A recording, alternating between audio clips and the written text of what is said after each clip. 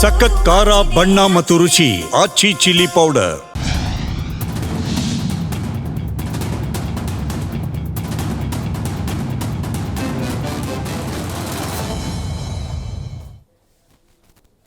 ನಮಸ್ಕಾರ. ಮೆಗಾ ಸುದ್ದಿ ವಿಶೇಷ ಕಾರ್ಯಕ್ರಮಕ್ಕೆ ಸ್ವಾಗತ. ನಾನು ಸಿಂಚನಾ. ಬೆಂಗಳೂರಲ್ಲಿ ದಿನದಿಂದ ದಿನಕ್ಕೆ ಅಪಘಾತಗಳ ಸಂಖ್ಯೆ ಹೆಚ್ಚಾಗ್ತಾ ಇದೆ. ಒಂದ್ ಕಡೆ ರಸ್ತೆ ಗುಂಡಿಗಳ ಸಮಸ್ಯೆ, ಇನ್ನೊಂದ್ ಕಡೆ ಅವೈಜ್ಞಾನಿಕ ಕಾಮಗಾರಿ. ಆದ್ರೆ ಬಲಿಯಾಗ್ತಾ ಇರೋದು ಮಾತ್ರ ಅಮಾಯಕರು. ಹಾಗಾದ್ರೆ ಇದನ್ನ ತಡೆಯೋದ್ರಲ್ಲಿ ರೋಲ್ ಆಫ್ ಗೌರ್ಮೆಂಟ್ ಏನು, ಜೊತೆಗೆ ರೋಲ್ ಆಫ್ ಪಬ್ಲಿಕ್ ಏನು, ಈ ಬಗ್ಗೆ ಇವತ್ತು ಡಿಸ್ಕಸ್ ಮಾಡೋಣ.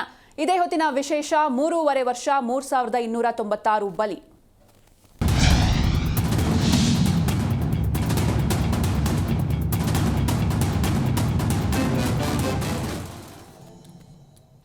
ಬೆಂಗಳೂರು ಮಹಾನಗರದ ಪೂರ್ತಿ ಎಗ್ಗಿಲ್ಲದೆ ಕಾಮಗಾರಿಗಳು ನಡೀತಾ ಇದೆ. ಒಂದ್ ಕಡೆ ರಸ್ತೆಗಳು ಗುಂಡಿ ಬಿದ್ದಿವೆ, ಇನ್ನೊಂದ್ ಕಡೆ ಅವೈಜ್ಞಾನಿಕ ರಸ್ತೆ ವಿಭಜಕಗಳನ್ನ ಅಂದ್ರೆ ಡಿವೈಡರ್ಗಳನ್ನ ಹಾಕಲಾಗ್ತಾ ಇದೆ. ಇನ್ನೊಂದ್ ಕಡೆ ಬೀದಿ ದೀಪಗಳ ಅವ್ಯವಸ್ಥೆ ಎದ್ದು ಕಾಣ್ತಾ ಇದೆ.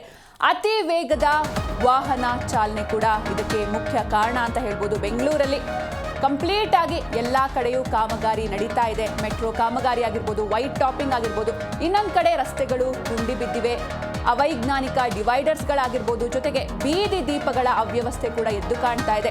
ಇನ್ನೊಂದು ಕಡೆ ವಾಹನ ಸವಾರರು ಅತಿ ವೇಗವಾಗಿ ಅಂದ್ರೆ ಈ ಟೈಮಲ್ಲಿ ರೀಚ್ ಆಗಬೇಕು ಎನ್ನುವಂಥ ನಿಟ್ಟಿನಲ್ಲಿ ಅತಿ ವೇಗವಾಗಿ ವಾಹನವನ್ನ ಚಲಾಯಿಸ್ತಾ ಇದ್ದಾರೆ. ಹೀಗಾಗಿ ಕಳೆದ 3.5 ವರ್ಷದಲ್ಲಿ 3296 ಮಂದಿ ಅಪಘಾತದಲ್ಲಿ ಬಲಿಯಾಗ್ತಾ ಇದ್ದಾರೆ. ಕಳೆದ 2 ವರ್ಷಗಳಲ್ಲಿ 8754 ಆಕ್ಸಿಡೆಂಟ್ಸ್ ಆಗಿದೆ. ಇದರಲ್ಲಿ 1609 ಜನ ಸಾವನ್ನಪ್ಪಿದ್ದಾರೆ. ಜೊತೆಗೆ ಇನ್ನೊಂದು ಆಘಾತಕಾರಿ ವಿಷಯ ಏನು ಅಂದ್ರೆ BMTC ಬಸ್ ಅಪಘಾತಗಳಲ್ಲಿ ಹೆಚ್ಚು ಜನರು ಸಾವನ್ನಪ್ಪಿದ್ದಾರೆ. 449 ಮಂದಿ ಪಾದಚಾರಿಗಳು ಮೃತಪಟ್ಟಿದ್ದಾರೆ ಎನ್ನುವಂತಹ ವರದಿ ಲಭ್ಯವಾಗ್ತಾ ಇದೆ. ಇದು ಒಂದು ಸಾಕಷ್ಟು ಆತಂಕ ಪಡುವಂತಹ ವಿಷಯ. ಬೆಂಗಳೂರು ನಗರದಲ್ಲಿ 63 ಅಪಘಾತದ ಬ್ಲ್ಯಾಕ್ ಸ್ಪಾಟ್ಗಳನ್ನು ಗುರುತು ಮಾಡಲಾಗ್ತಾ ಇದೆ. ಈ ಒಂದು ಬ್ಲ್ಯಾಕ್ ಸ್ಪಾಟ್ಗಳಲ್ಲಿ ಯಾವ ರೀತಿ ಕ್ರಮವನ್ನು ಕೈಗೊಳ್ತಾ ಇದ್ದಾರೆ, ಈ ಬ್ಲ್ಯಾಕ್ ಸ್ಪಾಟ್ಗಳಲ್ಲಿ ಅಪಘಾತವನ್ನು ತಪ್ಪಿಸೋದಕ್ಕೆ ಯಾವ ರೀತಿ ನಾಮಫಲಕಗಳನ್ನು ಹಾಕ್ತಿದ್ದಾರಾ ಅಥವಾ ಪೊಲೀಸರ ನಿಯೋಜನೆ ಆಗ್ತಿದೆಯಾ, ಅಲ್ಲಿ ಏನು ಎಕ್ಸ್ಟ್ರಾ ಕೇರ್ನ ತಗೊಳ್ತಾ ಇದ್ದಾರೆ, ಇದೆಲ್ಲದರ ಬಗ್ಗೆ ಇವತ್ತು ನಾವು ಡಿಸ್ಕಸ್ ಮಾಡ್ತಾ ಹೋಗೋಣ. ಕಳೆದ 2 ವರ್ಷಗಳಲ್ಲಿ 8754 ಅಪಘಾತಗಳಾಗಿವೆ. ಇದರಲ್ಲಿ 1609 ಮಂದಿ ಸಾವನ್ನಪ್ಪಿದ್ದಾರೆ. ಇನ್ನು 4928 ಮಂದಿಗೆ ತೀವ್ರವಾಗಿ ಗಾಯವಾಗಿದೆ. ಈ ಪೈಕಿ ಹಲವರು ಶಾಶ್ವತ ಅಂಗವಿಕಲತೆಗೆ ಒಳಗಾಗಿದ್ದಾರೆ. ಹೀಗಾಗಿ ಇದು ನಿಜಕ್ಕೂ ಕೂಡ ಒಂದು ಆತಂಕಕಾರಿ ವಿಷಯ. ಎಸ್, ಈ ಬಗ್ಗೆ ಮಾತಾಡೋದಕ್ಕೆ ನಮ್ಮ ಸ್ಟುಡಿಯೋಗೆ ಗೆಸ್ಟ್ ಬಂದಿದ್ದಾರೆ. ಮೊದಲಿಗೆ ಅವ್ರನ್ನ ವೆಲ್ಕಮ್ ಮಾಡಿಬಿಡೋಣ. ನಮ್ಮ ಜೊತೆ ನಿವೃತ್ತ ಪ್ರಾದೇಶಿಕ ಸಾರಿಗೆ ಅಧಿಕಾರಿ H. ರಾಜಣ್ಣ ಸರ್ ಇದ್ದಾರೆ. Hello sir, welcome to the show. ನಮಸ್ತೆ. ಜೊತೆಗೆ ನಮ್ಮ ಜೊತೆ ಅನಿಲ್ ಕುಮಾರ್ ಸರ್ ಇದ್ದಾರೆ, ಸಾಮಾಜಿಕ ಹೋರಾಟಗಾರರು. ನಮಸ್ತೆ ಸರ್, ಕಾರ್ಯಕ್ರಮಕ್ಕೆ ಸ್ವಾಗತ. ಹಾಗೆ ಚಿಂತಕರು ಕೃಷ್ಣ ಬಿ ಮರ್ಯಾಂಕ ಸರ್ ಇದ್ದಾರೆ. ನಮಸ್ತೆ Krishna sir. Yes, so sir, ನಿಮ್ಮಿಂದ ಸ್ಟಾರ್ಟ್ ಮಾಡೋದಾದರೆ ರಾಜಣ್ಣ ಸರ್, ಈ ಬೆಂಗಳೂರಲ್ಲಿ ಅಂದರೆ ದಿನೇ ದಿನ ಈ ಅಪಘಾತಗಳು ಜಾಸ್ತಿ ಆಗ್ತಾ ಇದೆ. ಈ ಅಪಘಾತಕ್ಕೆ ಮುಖ್ಯ ಕಾರಣ ಅಂತ ಏನು ಅನ್ಸುತ್ತೆ ನಿಮಗೆ? ಇದು ಕೇವಲ ಅಪಘಾತ ಅನ್ನೋದು ಬೆಂಗಳೂರಿಗೆ, ಇಂಡಿಯಾ ದೇಶಕ್ಕೆ ಅಂತಾರೆ, ಇದು ಒಂದು ಪ್ರಪಂಚದ ಎಲ್ಲ ಕಡೆಗೂ ಅನ್ವಯಿಸ್ತಕ್ಕಂಥ ಒಂದು ವ್ಯಾಖ್ಯಾನ ಇದು. ಅಪಘಾತ ನಮ್ಮ ದೇಶದಲ್ಲೆಲ್ಲ ಎಲ್ಲ ಕಡೆಯೂ ಆಗುತ್ತೆ. ಆದರೆ ಹೆಚ್ಚಾಗಿ ನಮ್ಮಲ್ಲಿ ಆಗ್ತಾ ಇದೆ ಅಂತಂದರೆ ನಾವು ಏನು ಕಾರಣ ಅಂತ, ನಾವೇ ಕಾರಣ, ಇನ್ನೇನು ಬೇರೆ ದೇಶದವ್ರೇನಲ್ಲ ಅಲ್ವೇ? ನಾವು ಕಾರಣ ಏನೇನು ಮಾಡ್ಕೊಂಡೆ. ಮುಖ್ಯವಾಗಿ ಅಪಘಾತಗಳು ಆಗ್ತಕ್ಕಂಥದ್ದಕ್ಕೆ ವಾಹನ ಮತ್ತು ಚಾಲಕ ಮತ್ತು ರಸ್ತೆಗಳು, ಇವು ಮೂಲಭೂತವಾಗಿ ಇವರಿಂದಲೇ ಅಪಘಾತಗಳು ಆಗೋದು. ನಾವು ನೋಡಿ, ಒಳ್ಳೆ ದೇಹ ಇದ್ದರೆ, ದೇಹ ರಚನೆ ಚೆನ್ನಾಗಿದ್ರೆ ಯಾವುದು ಕಾಯಿಲೆಗಳಿಲ್ಲ ಅಂದರೆ ಚೆನ್ನಾಗಿ ಕೆಲಸ ಮಾಡ್ಬೋದು, ಹೌದಲ್ವಾ? ಅಂದರೆ ನಮ್ಮ ರಸ್ತೆಗಳನ್ನ ನಾವು ಚೆನ್ನಾಗಿ ನಿರ್ಮಾಣ ಮಾಡ್ಕೋಬೇಕು. ಅದೇ ರೀತಿ ನಮ್ಮ ವಾಹನಗಳನ್ನ ಕೂಡ ಚೆನ್ನಾಗಿ ಇಟ್ಕೊಂಡ್ರೆ ನಾವು, ಮತ್ತು ಇವೆರಡರ ಜೊತೆಗೆ ಒಂದು ಸಂವಹನ ಬರಬೇಕು. ಸಂವಹನ ಯಾವ ರೀತಿ ಬರುತ್ತೆ? ವಾಹನಗಳ ಜನಸಂಖ್ಯೆ ಜಾಸ್ತಿ ಆದಷ್ಟು ವಾಹನಗಳ ಸಂಖ್ಯೆ ಜಾಸ್ತಿ ಆಗುತ್ತೆ. ಸಂಖ್ಯೆ ಆದಾಗ ಈ ವಾಹನಗಳನ್ನು ನಿಯಂತ್ರಣ ಮಾಡೋದಕ್ಕೆ ಒಂದು ವ್ಯವಸ್ಥೆ ಬೇಕು. ಈ ನಿಯಂತ್ರಣ ಅಂದರೆ ಎನ್ಫೋರ್ಸ್ಮೆಂಟು ಕೂಡ ನಾವು ಎಫೆಕ್ಟಿವ್ ಆಗಿ ಮಾಡಿದ್ರೆ ಅಪಘಾತಗಳನ್ನು ನಾವು ತಡೆಗಟ್ಟಬಹುದು. ನೋಡಿ, ಈ ವಿಶ್ವದ 2020ಕ್ಕೆ ಪೂರ್ವವಾಗಿ ಬ್ರೆಸಿಲಿಯಾದಲ್ಲಿ ಒಂದು ಅಂತಾರಾಷ್ಟ್ರೀಯ ಮಟ್ಟದಲ್ಲಿ ಒಂದು ಸಭೆ ನಡೆಯುತ್ತೆ. ಏನಂತ ತೀರ್ಮಾನ ಆಗುತ್ತೆ, ಆ ಸಭೆಯಲ್ಲಿ ಎಲ್ಲ ನಮ್ಮ ಭಾರತ ದೇಶನೂ ಸೇರಿ ಅದಕ್ಕೆ ಒಂದು ಸಹಿ ಮಾಡ್ತೇವೆ. 2020 ಅಂತ್ಯಕ್ಕೆ ನಾವು ಈಗೇನು ಅಪಘಾತಗಳು ಆಗ್ತಾ ಇದೆಯಲ್ಲ ಅದನ್ನು ಅರ್ಧ ಮಟ್ಟಿಗೆ ಸಾವಿನ ಪ್ರಮಾಣವನ್ನು ಕಡಿಮೆ ಮಾಡಬೇಕು. ಇದಕ್ಕಾಗಿ ನಾವು ರಸ್ತೆಗಳ ನಿರ್ಮಾಣ ಮಾಡೋದಾಗಲಿ ಮತ್ತು ವೆಹಿಕಲ್ಗಳನ್ನು ಮ್ಯಾನುಫ್ಯಾಕ್ಚರ್ ಮಾಡಬೇಕಾದ್ರೆ ರೆಗ್ಯುಲೇಷನ್ಸ್ಗಳು ತರಬೇಕಾದ್ರೆ ಮತ್ತು ಸಂಚಾರ ಒಂದು ವ್ಯವಸ್ಥೆಯಲ್ಲಿ ಏನೇನು ನಿಯಮಗಳನ್ನ ತರಬೇಕು ಅಂತೇಳಿ ಮಿನಿಸ್ಟ್ರಿ ಆಫ್ ರೋಡ್ ಟ್ರಾನ್ಸ್ಪೋರ್ಟ್ ಒಂದು ಕೇಂದ್ರ ಸರ್ಕಾರದ ಒಂದು ಅಡಿಯಲ್ಲಿ ಕೆಲವಾರು ಈ ಎಲ್ಲ 3 ಕ್ಷೇತ್ರಗಳಲ್ಲಿ ಏನೇನು ಬದಲಾವಣೆ ತಂದರೆ ನಾವು ಸಾವಿನ ಸಂಖ್ಯೆಯನ್ನು ಅಪಘಾತಗಳಿಂದ ಕಡಿಮೆ ಮಾಡ್ಬೋದು ಅನ್ನೋ ದೃಷ್ಟಿನಲ್ಲಿ ಡಿಸ್ಕಷನ್ ಆಗುತ್ತೆ.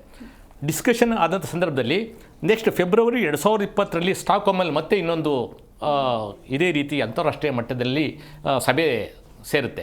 ಸಭೆ ಸೇರಿದಾಗ ಅಲ್ಲಿ ಸ್ಟ್ಯಾಟಿಸ್ಟಿಕ್ಸ್ ಏನು ಕಂಡುಬರುತ್ತೆ ಅಂದರೆ, ಇವರೇನು ಗುರಿ ಇಟ್ಕೊಂಡಿಲ್ಲ 50% ಸಾವಿನ ಸಂಖ್ಯೆ ನಾವು ಕಡಿಮೆ ಮಾಡಬೇಕು ಅಂತ ಏನು ಹೇಳಿದ್ರಲ್ಲ ಅದು ಕಡಿಮೆ ಆಗೋದಲ್ಲ, ಅದಕ್ಕಿಂತ ದುಪ್ಪಟ್ಟು ಸಾವಿನ ಸಂಖ್ಯೆ ಮತ್ತು ಅಪಘಾತಗಳ ಸಂಖ್ಯೆ ಜಾಸ್ತಿ ಆಯಿತು ಅಂದರೆ ಅಲ್ಲಿಗೆ ಅವರು ಅವತ್ತೇ ಅಲ್ಲಿ ತೀರ್ಮಾನ ತಗೋಬೇಕಾಯಿತು. ನಾವು ತೆಗೆದುಕೊಳ್ತಾ ಇರ್ತಕ್ಕಂಥ ಒಂದು ನಿರ್ಣಯಗಳಲ್ಲಿ ಅಂಶಗಳಲ್ಲಿ ನಾವು ಎಲ್ಲೋ ಒಂದು ಕಡೆ ತಪ್ಪಿದ್ದೀವಿ, ಇಲ್ಲಿ ನಾವು ಕರೆಕ್ಷನ್ ಮಾಡಬೇಕು ಅನ್ನೋ ಒಂದು ತೀರ್ಮಾನನ ಮಾಡಲಿಲ್ಲ.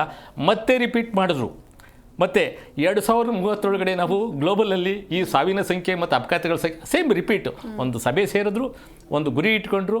ಬಟ್ ಇವೆಲ್ಲ ಏನು ಮಾಡಿದ್ದಾರೆ ನನಗೆ ಕಾಣತಕ್ಕಂಥದ್ದು ಬರೀ ಒಂದು ರಚನಾತ್ಮಕವಾಗಿ ಬೇಕಾದಂಥ ಒಂದು ಕೆಲಸಗಳನ್ನು ಮಾಡಿದ್ರೆ ಹೊರತು ಫಂಕ್ಷನಲ್ ಅಂದರೆ ಕಾರ್ಯೋನ್ಮುಖವಾಗಿ ಬೇಕಾದಂಥ ಅಂಶಗಳನ್ನ ಸಂಪೂರ್ಣ ಒಂದು ನೆಗ್ಲೆಕ್ಟ್ ಮಾಡಿದ್ರು. ಏನು ರಚನಾತ್ಮಕ ಅಂತಂದರೆ ನಮಗೇನಿದು ರಸ್ತೆ ಬೇಕು, ಒಳ್ಳೆ ಹೇಳಬೇಕು ಅಂದರೆ ವಾಹನಗಳನ್ನು ನಿರ್ಮಾಣದ ಒಂದು ತಂತ್ರಜ್ಞಾನದಲ್ಲಿ ಒಳ್ಳೆಯ ಆವಿಷ್ಕಾರಗಳನ್ನು ಮಾಡಿದ್ದಾರೆ.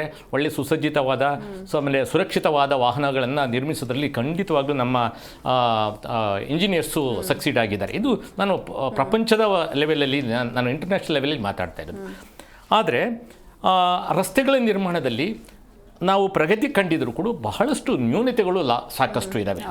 ನ್ಯೂನತೆಗಳು ರಸ್ತೆಗಳನ್ನು ನಿರ್ಮಾಣ ಮಾಡಬೇಕಾದ್ರೆ ಮುಂಜಾಗ್ರತೆ ಕ್ರಮಗಳನ್ನು ತಗೊಳ್ಳೋ ಏಕಪಕ್ಷೀಯವಾಗಿ ಈಗ ಯಾವುದೋ ಒಂದು ಕಾಂಟ್ರಾಕ್ಟರ್ಸು ಅಥವಾ ಯಾವುದೋ ಒಂದು ಸಂಸ್ಥೆಗೆ ನಿರ್ಮಾಣ ಮಾಡೋದಕ್ಕೆ ಕೊಟ್ಟರೆ ಅಲ್ಲಿ ಒಂದು ಚರ್ಚೆನೇ ಆಗೋದಿಲ್ಲ, ಯಾವುದ್ರೂ ಚರ್ಚೆ ಆಗೋದಿಲ್ಲ. ಅಲ್ಲಿ ಸಾರ್ವಜನಿಕರನ್ನಾಗಲಿ ಅಥವಾ ಸ್ಥಳೀಯರನ್ನಾಗಲಿ ಅಥವಾ ತಜ್ಞರು ಅನುಭವಿಗಳನ್ನ ಈ ರೀತಿ ಅವರು ಸೇರಿಸಿ ಒಂದು ತೀರ್ಮಾನ ತೆಗೆದುಕೊಂಡು ನಂತರ ಇಂಪ್ಲಿಮೆಂಟೇಷನ್ ಮಾಡ್ತಕ್ಕಂಥ ಒಂದು ಪದ್ಧತಿಗಳಿಲ್ಲ.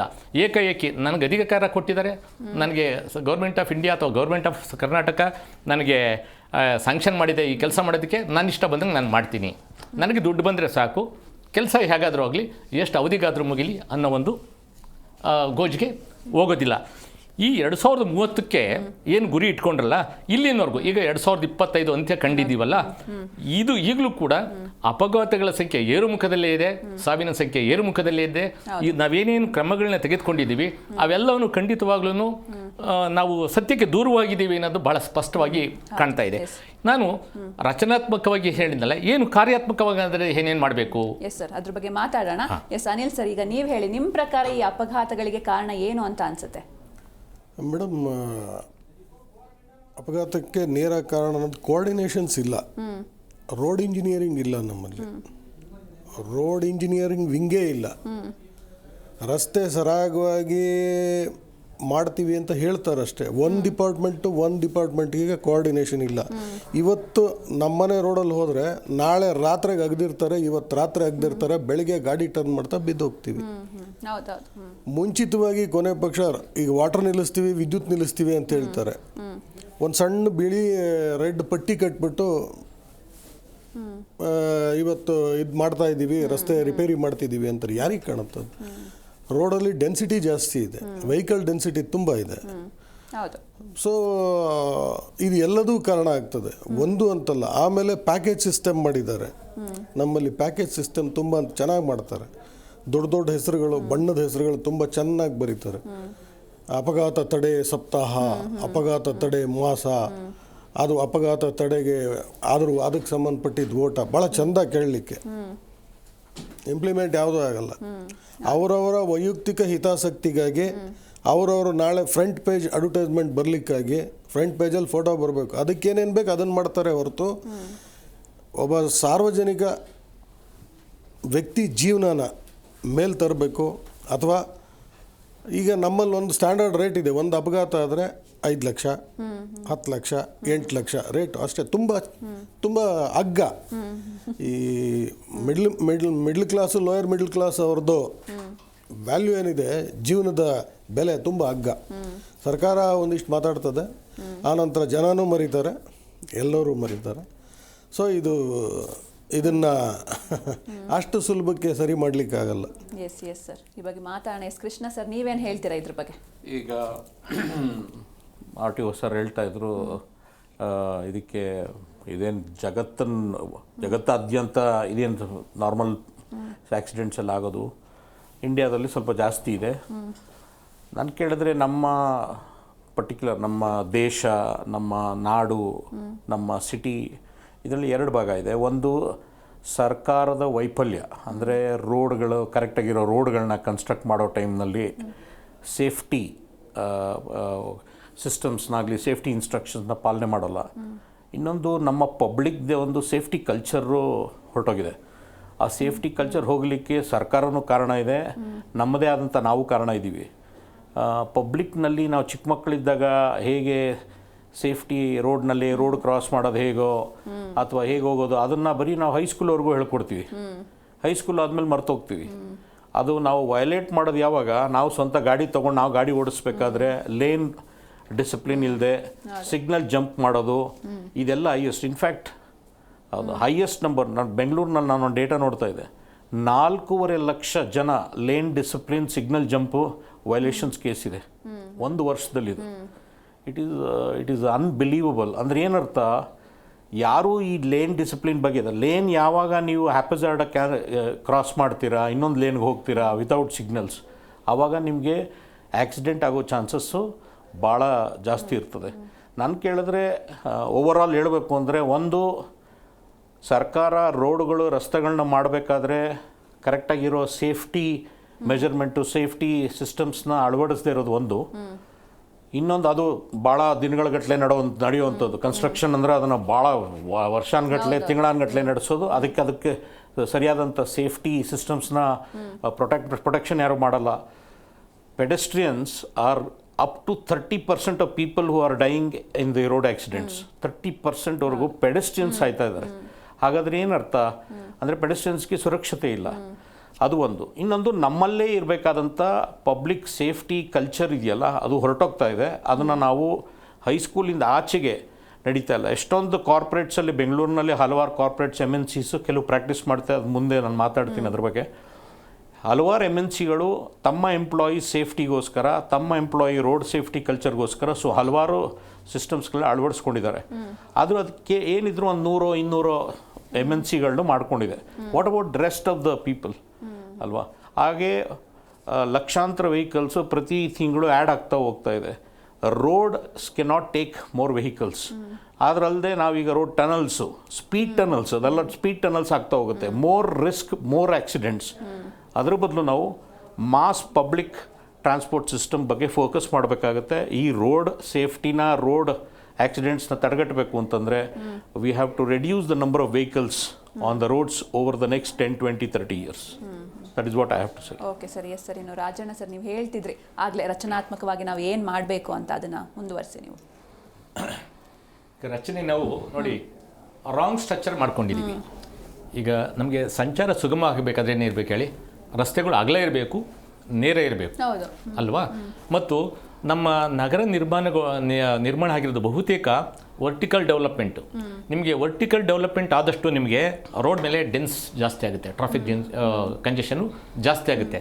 ಅಂದರೆ ನಗರಗಳು ವಿಶಾಲವಾಗಿ ಬರುತ್ತೆ. ಅಂದರೆ ಹಾರಿಜಾಂಟಲಿಗೆ ನೋಡಿ, ಬೇರೆ ದೇಶಗಳಲ್ಲಿ ಹಾರಿಜಾಂಟಲ್ ಗ್ರೋತ್ ಇದೆ, ನಮ್ಮಲ್ಲಿ ವರ್ಟಿಕಲ್ ಗ್ರೋತ್ ಇದೆ. ಬಟ್ ವರ್ಟಿಕಲ್ ಗ್ರೋತ್ಗೆ ಬೇಕಾದಂಥ ರಸ್ತೆಗಳನ್ನು ನಾವು ನಿರ್ಮಾಣ ಮಾಡ್ಕೊಂಡಿಲ್ಲ. ನಾವೇನು ಮಾಡಿದ್ವಿ, ಫಸ್ಟು ರಸ್ತೆ ಚಿಕ್ಕದು ಬಿಟ್ಕೊಂಡು 30 ಅಡಿ ರೋಡ್ ಬಿಟ್ಕೊಂಡು 300 ಅಡಿ 40 ಅಡಿ 50 ಅಡಿ ಬಿಲ್ಡಿಂಗ್ ಕಟ್ಕೊಳ್ತೀವಿ. ಆವಾಗ ನಿಮಗೆ ಎಲ್ಲಿ ಸಿಗುತ್ತೆ? ನಿಮಗೆ ಲಂಗ್ ಸ್ಪೇಸೇ ಸಿಗೋದಿಲ್ಲ, ನಿಮಗೆ ನಿಮಗೆ ಗಾಳಿನೇ ಆಡೋದಿಲ್ಲ. ಇದರಿಂದ ನಾವು ಇದನ್ನು ಯಾರು ಮಾಡಬೇಕು?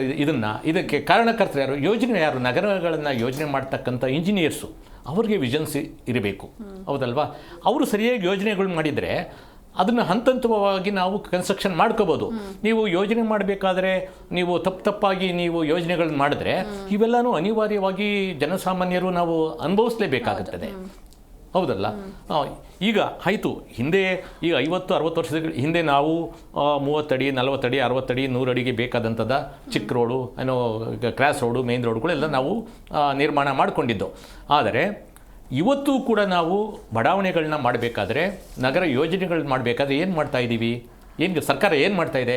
ಚಿಕ್ಕ ಚಿಕ್ಕ ಪುಟ್ಟ 1 ಎಕರೆ 2 ಎಕರೆ ಕುಂಟೆಗಳಲ್ಲಿ ನೀವು ಬಡಾವಣೆಗಳ ನಿರ್ಮಾಣ ಹೋದರೆ ನಿಮಗೆ ರಸ್ತೆಗಳು ಎಲ್ಲಿ ನಿಮಗೆ ಸಿಗುತ್ತೆ? ಮತ್ತು ಇವತ್ತಿನ ದಿವಸದ ಸವಾಲುಗಳೇನು? ಸಮಾಜಕ್ಕೆ ಬೇಕಾಗಿರೋ, ನಗರಗಳಿಗೆ ಬೇಕಾದ ಸವಾಲುಗಳೇನು?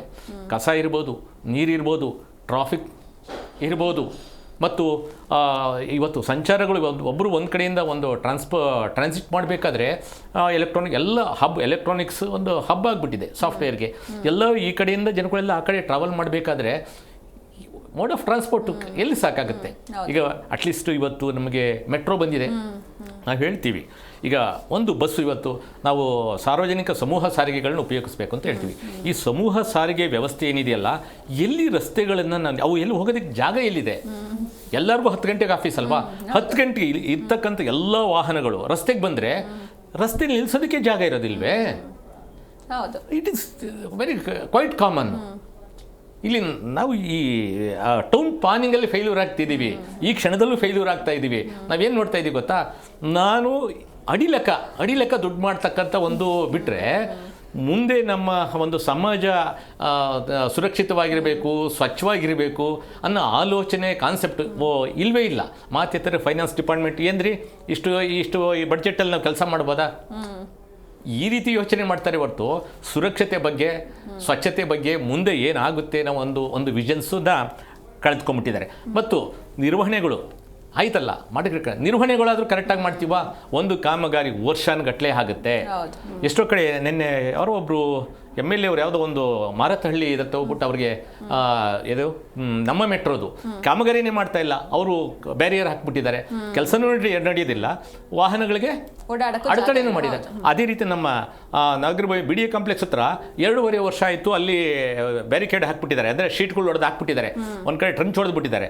ಈಗ ಅಲ್ಲೇ ಬಸ್ ಸ್ಟ್ಯಾಂಡು, ರಸ್ತೆಗಳು ಬಸ್ಸಲ್ಲೇ ನಿಂತ್ಕೋಬೇಕು, ಅವರು ಅಲ್ಲೇ ಪಿಕಪ್ ಮಾಡಬೇಕು. ಯಾಕೆ ಯಾರು ಕಾಣ್ತಾ ಇಲ್ವೇ? ಬೇಕಾದಷ್ಟು ಏಜೆನ್ಸಿ, ಸರ್ಕಾರದ ಎಲ್ಲ ಏಜೆನ್ಸಿಗಳಿದ್ದಾವೆ, ಎಲ್ಲ ಮಿನಿಸ್ಟ್ರುಗಳು ಓಡಾಡ್ತಾರೆ. BBMP ಇರ್ಬೋದು, RTO ಇರ್ಬೋದು, ಪೊಲೀಸ್ ಇರ್ಬೋದು, ಪ್ರತಿಯೊಬ್ಬ ನಾಗರಿಕನು ಜವಾಬ್ದಾರಿತ ಇರ್ಬೋದು, ಸಾರ್ವಜನಿಕರಿರ್ಬೋದು ಮತ್ತು ಅಥಾರಿಟಿ ಇರ್ಬೋದು, ಎಲ್ಲರೂ ಅಲ್ಲೇ ಓಡಾಡ್ತಾರೆ. ಇಂಥವು ಸಾಕಷ್ಟು ಇದ್ದಾವೆ, ಅವ್ರಿಗೆ ಯಾರಿಗೂ ಕಾಣೋದಿಲ್ವೇ?